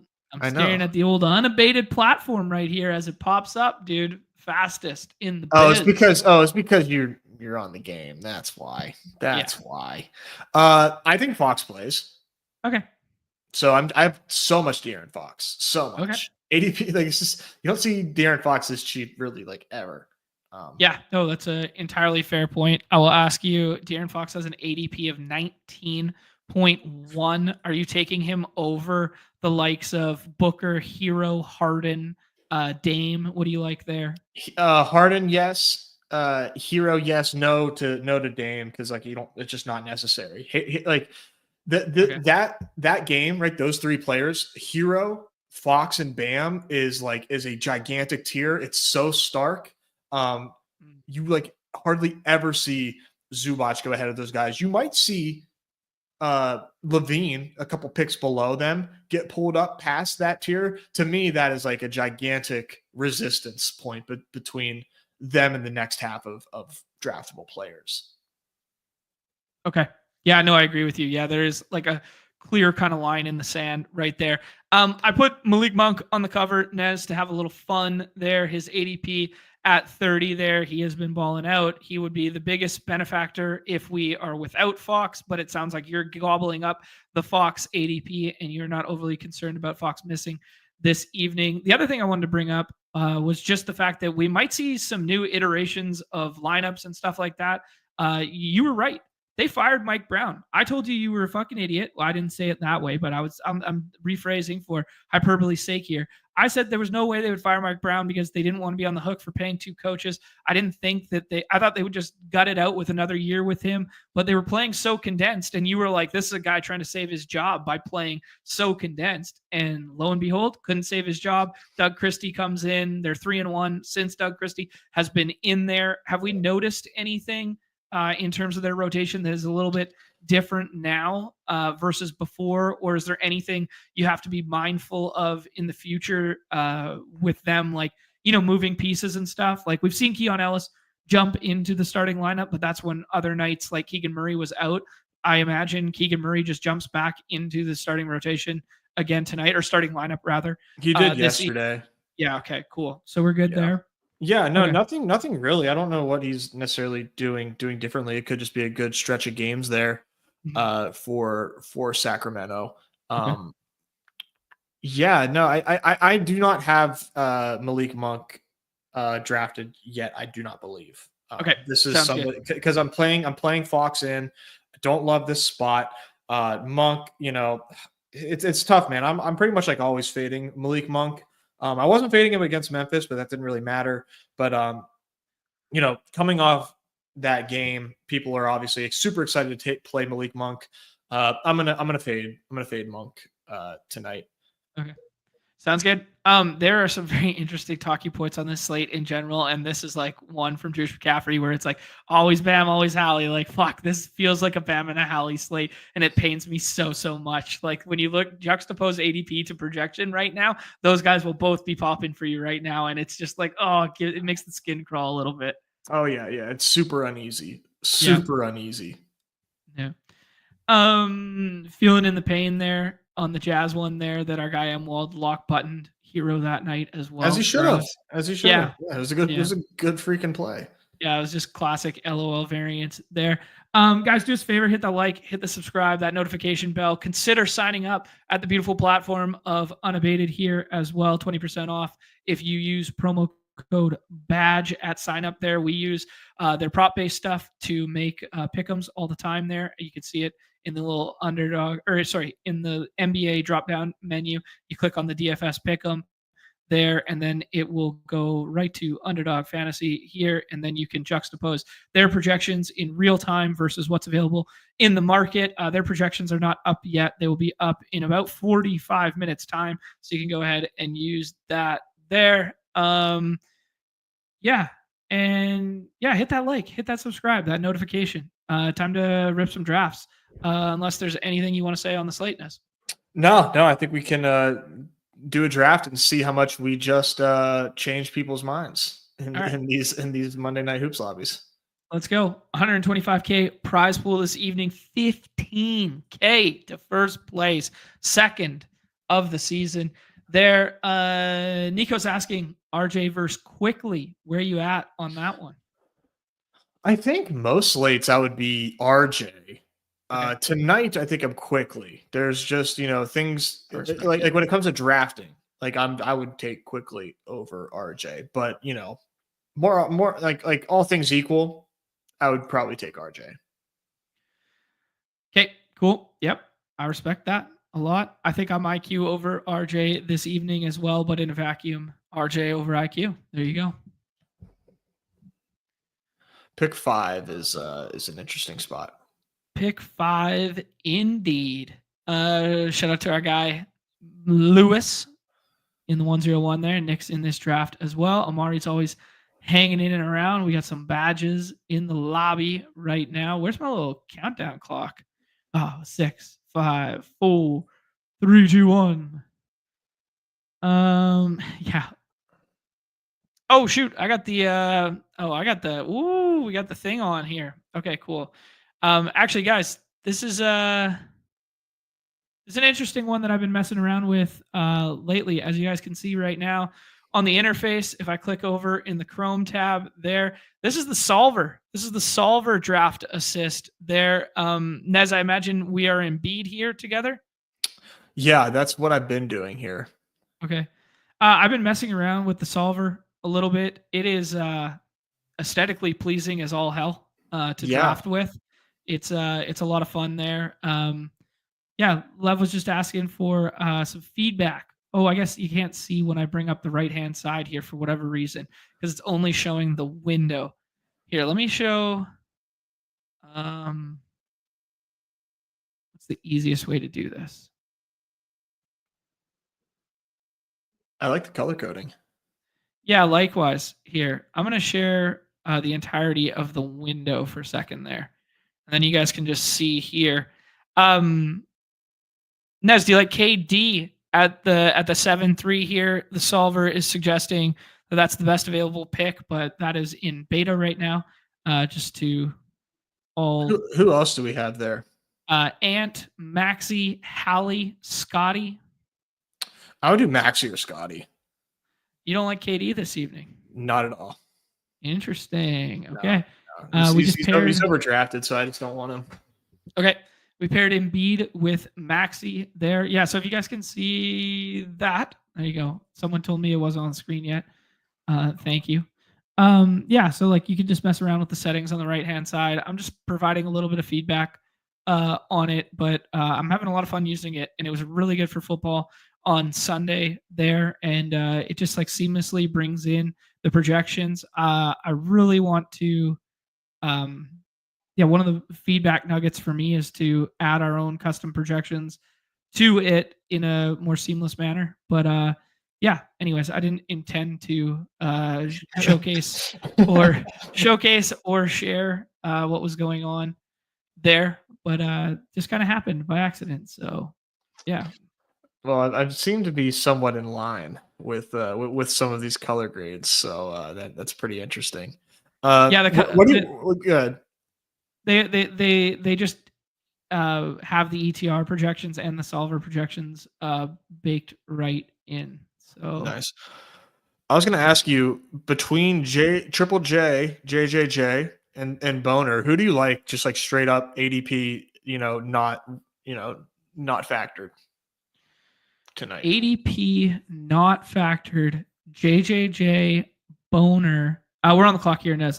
Let's do this one quick here. I would actually push for Booker here because we've done the Embiid Maxi thing. I'd take Booker here. Oh, I forgot that we had Embiid. I didn't see what we were doing there. Yeah, Booker is like a must. If he's on the board and you're doing Embiid Maxi, I'm definitely doing a game stack.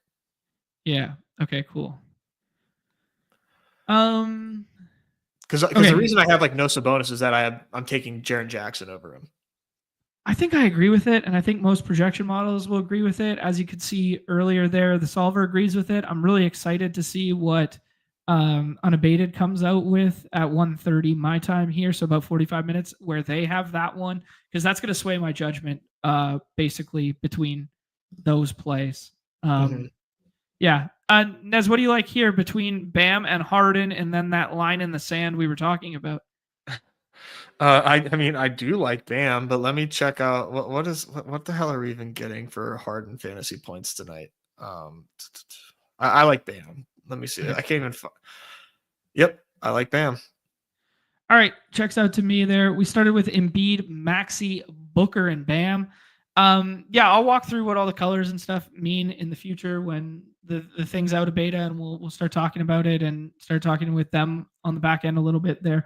I didn't intend to showcase the tool. I've just been drafting with it and practicing with it to see what's up. But I think it's very cool. But basically the colors, just are on a spreadsheet when you do the color scale, effectively what the best to least pick is in terms of their projection kind of thing. Nico asking if we do our own projections or post our rankings anywhere. No, we are fully reliant upon good people at Unabated, good people at ETR, good people at all those different places to kind of do our own blending and secret sauce behind the scenes there, and then we don't post them after that. Maybe something we could do in the future, but there are better outlets than my spreadsheet for finding good projections in the industry. Yeah, I'll probably do some rankings and stuff tomorrow behind the paywall. So Perfect. If you guys are not members, join up there, and then I usually kind of build those in real time or adjust what I have in real time. This dude Whiteout, I'm about to revoke his membership. Why does Nez always look tired? Buddy, I'm getting old. I'm getting old, dude. I'm grinding these fucking He's grinding. He's already done 150 drafts. I'm coming in bright-eyed, bushy-tailed. I'm like, yo, Nez, I did 20 this morning. How you feeling, buddy? This guy needs a nap by the time the show starts. Oh my god, that's messed up, Whiteout. That's messed up. You shouldn't ask that. It's like asking a woman how old she is or how much she weighs. What the fuck's wrong with you? This is funny. I don't know if the winningest player on the site for NBA might have ranks. I might be interested. That's pretty good. He said it, not me. Yeah, it's true. It's true. I'm working nonstop, man. There's no breaks. Love it, dude. Love it. Yeah, lots of 36 ADP fun tonight, Justin suggesting. I agree. Mm-hmm. I think there's a lot of good plays down there. Like we can just go ahead and scroll, and like you could scroll past this middle tier. You could tell yourself a story about RJ, Ayton, D'Lo, as I alluded to earlier. Kawhi uptick in minutes, probably not coming, but just something to say. Chris Paul, Vassell, all these guys, man. I'm happy to start scrolling, but I really like Siakam this evening, and I'm okay with Pirtle. Which do you prefer, Nez, or neither?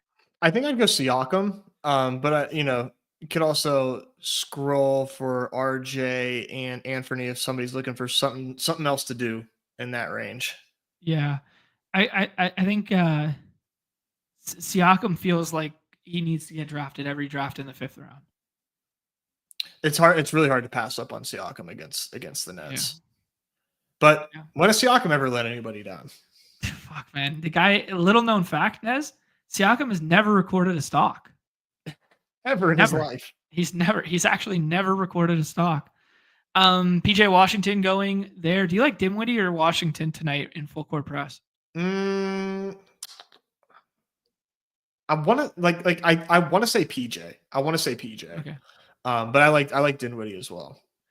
Who's a sneaky one for the Pick'em lobby this evening? If we get a little up-tempo game in that late night hammer, Jaime Jaquez. Is it Jaime Jaquez night again? I don't know. I don't think he starts tonight, but I'm just thinking about guys who could get a little uptick in value in the future here. I don't think we can add a third sixer to this team. So I think it might be time to scroll for us now. I kind of like your Vassell call. I kind of like the D'Lo opposite Siakam. I'll hear you out on any player you want, though, Nez. Let's do Vassell. What do you say? Yeah, I like it, man. I could get a little Chris Paul in my life in the last round. I could get Vassell in my life in the last round. Kobe White shout in the chat. I don't know, man. It's hard to parse through which ball handler I want on Chicago on a given night, and I just always think Levine over that. I'd take Giddey in the last round long before. There's the Cole Anthony pick, probably going to start tonight. Simon's going more frequently, as you alluded to. As the Malik Monk does look a little worse now with Keegan Murray officially ruled in there. There's a little. I mean, he did play last night. That's what I meant. But I was leaving the light on the back-to-back that he wouldn't play the second night of the back-to-back coming off the injury. Got it. Yeah, just a situation that we hadn't fully talked through. Yeah. Good shout there. Yeah, back end back-to-back. Nez, let's rip one last draft and call it a show. Yeah, sounds good to me. Putting Embiid and Maxey together is probably something not a ton of people are going to do. Yeah, this is what I'm in agreement with here, Rocket Sauce, that Lonzo just mucks everything up, right? It staggers all the handling for 4 of them, because if Lonzo's out there for his 18, 19, 21 minutes or whatever, and he's not handling, he may as well not be out there, right? Yeah, no, you're absolutely right. That that's a good shout by Sauce there. It's a problem. Justin George rolled back through to say, Bulls fan here, they suck, don't draft them. That might just be the easiest. That just might be the easiest take available. Thanks, Justin. I actually don't have a lot of Bulls tonight, so you might be onto something. That's funny.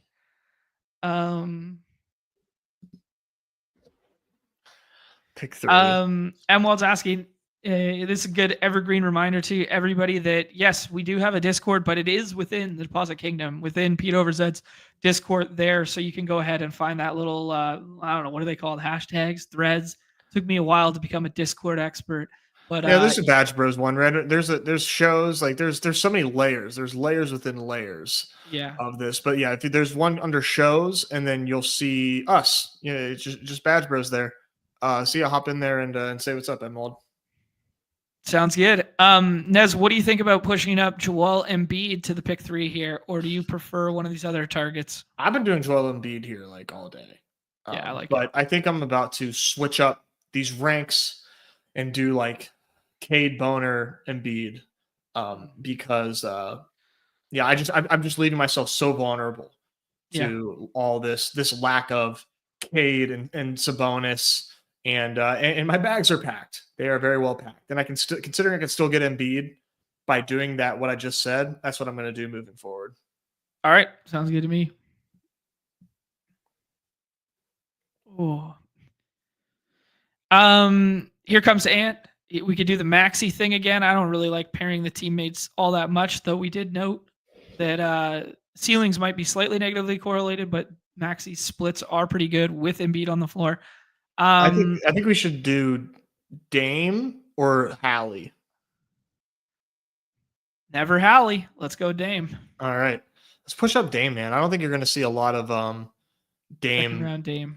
Yeah, not second round. Maybe third, but. Yeah, I think he's just not one of those targets that people like to push up. Yeah, exactly. Brunson goes at 14 there. We got the Vooch decision, or we could go ahead and push up either Booker or Hero. I was team Hero earlier this evening or earlier this morning when I was drafting, but it was kind of anecdotal. What do you like? Let's do I like Booker or Hero. Which one do you prefer? Book. Okay. This team looks, even though we don't have as much ADP value or as much projection gold in this team comparative to last team, it does feel better to do Embiid, Lillard, Booker and tell a story than doing Embiid, Maxey, Booker. That's just me. I don't know if that's correct or not, but it's just how it feels. No, I agree. I think that Maxey Embiid it just doesn't feel that great. I don't think I would do it again. Dame with a 42 fantasy point pick'em this evening. Yeah, it's strong, man. It's really strong. That is strong. Wow. Yeah, normally you expect like 36, 37, 38 as like kind of like mean projection kind of one. Yeah, I think it's better than like a handful of players that go ahead of him right now. Okay. Let's start scrolling. Unless you like Hart. I don't hate Hart, but if you wanted to scroll, I think I would prefer Levine. Okay, But if we you can wanted to just scroll, where would you scroll to? IQ. Yeah, just pair IQ with like, yeah. I don't think that's a terrible idea. Start getting weird. Yeah, yeah. I don't hate that at all. Goga and Avdia are going to be like a little bit better projecting. Mm-hmm. If RJ got ruled out right now, where would you take IQ? Probably where we were up to pick. Okay. It's like 24th overall, 20. Yeah, I think so. Right. I think that's a little bit of a stronger bump for usage, but also like what's the fucking spread on that game? I mean, not, I mean, RJ's right now. 3. That's it. Wow. Damn. Yeah, no, I would definitely move up IQ. Oh, there you go. Now it's 6.5. Yeah, I was gonna say. Yeah. That probably moves a couple points without RJ. Yeah. Randall goes at 26. IQ goes at 27. We're seeing a lot of the same players get drafted here. You see the split on Monk. Like Monk went at 26 last draft. Now he goes at 30 this draft. Paul George going on the right-hand side of the board there to a non-Embiid team, which is probably a pretty good idea. Yeah, that's definitely how you want to play it. Yeah. Or just don't draft him at all. You could also do that. Yeah, there's also that option. I'd advise not Giddy on this roster with Levine when we're searching for the ceiling here. RJ there, but we also have IQ already. I think D'Lo is going to smash this projection if he plays. Let's do D'Lo. Swaps are fine. Just make sure you set them. Yeah, I was just thinking through some other fun ones to have down here. Bridges. Tobias Harris, baby. Tobias Harris. Okay. Yeah, now we're talking. Oh yeah. Noah Sir Thompson tonight. Tobias had playing. Yeah, he'd been playing good minutes before that. So yeah, good spot against Portland. Yeah, good shouts, Nez. Tobias Harris as like it just feels like such a I don't want to click Harrison Barnes and Tobias Harris. Like I don't want to click these fucking mean ass projection bros. But like it's also kind of like no Ivy, no Sar. Oh, yeah, here we go. Good spot. I mean, I'm into it, man. I will say from a basketball watching standpoint, dude played some absolute hoops on Friday night when I was watching that Hornets game when the Hornets got held to like 25 in the entire second half there when I thought that game was going to shoot the moon.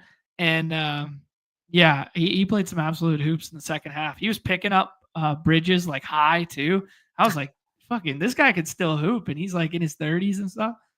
Oh, dude, man. Yeah, Pistons are awesome. Yeah, Pistons are fun, man. Yeah, they're close. They're close. Yeah. No, I'm not comparing Harrison Barnes and Tobias. I just mean like the archetype of player that you're just clicking in the last round as like wing, old wing. I know you meant. Yeah. Randomly puts up 35-point game out of nowhere. Nez, let's call a show there unless there's anything else you want to get off your chest in the pick'em lobby. But we got an Embiid, Lillard, Booker, Levine, IQ, D'Lo. I don't have a lean on the D'Lo. All I know is I really like him in the 6th round if he plays this evening. That's all I will say on that one. Shout out to Justin for joining up to become a member. There will be a members only stream at some point in time tomorrow for the Hoops slate, and the same thing will take place on Thursday. We'll have Off It on the Clock on Thursday and Friday with Pete, one for the wildcard slate, one for the playoff slate. We got 360 some odd of us hanging out right now. If you happen to be on the X side, jump on over to the YouTube, give it a like, give it a subscribe, notification bell, all that fun stuff. As you guys can see, we're playing on the platform of the people, Underdog Fantasy, but I imagine you guys are all here for that reason. If you are playing on that about half an hour from now, projections for NBA going to be released on Unabated. That was the beautiful interface in which we were using earlier. That has the news integrated right on the feed. As you can see there, use promo code BADGE at sign up for 20% off on that bad boy. Anything else you want to say, Nez, as we tie a bow on this one? No, I think that was very well said. If you're looking for pick'ems, I posted some on Twitter. Follow me, follow us on Twitter. Go check them out over there. I posted one late last night and early this morning. Okay. A couple hundred Xers if that's what you're into. In the description, you can find our Twitter handles. If you're interested in chasing the bag for 100x, yeah, think I'm interested, Nez. Yeah, they're selling dollars for pennies, man. Can you believe it? It's called the Canadian dollar. Free conversion. Nez, we just hit the 2-hour mark there, so let's tie a bow on this bad boy. But I got one last final parting question for you. Can I draft Norm Powell in the last round at all? Yeah, I think so. Okay. Yeah. All right. Good shout. Good shout. All right.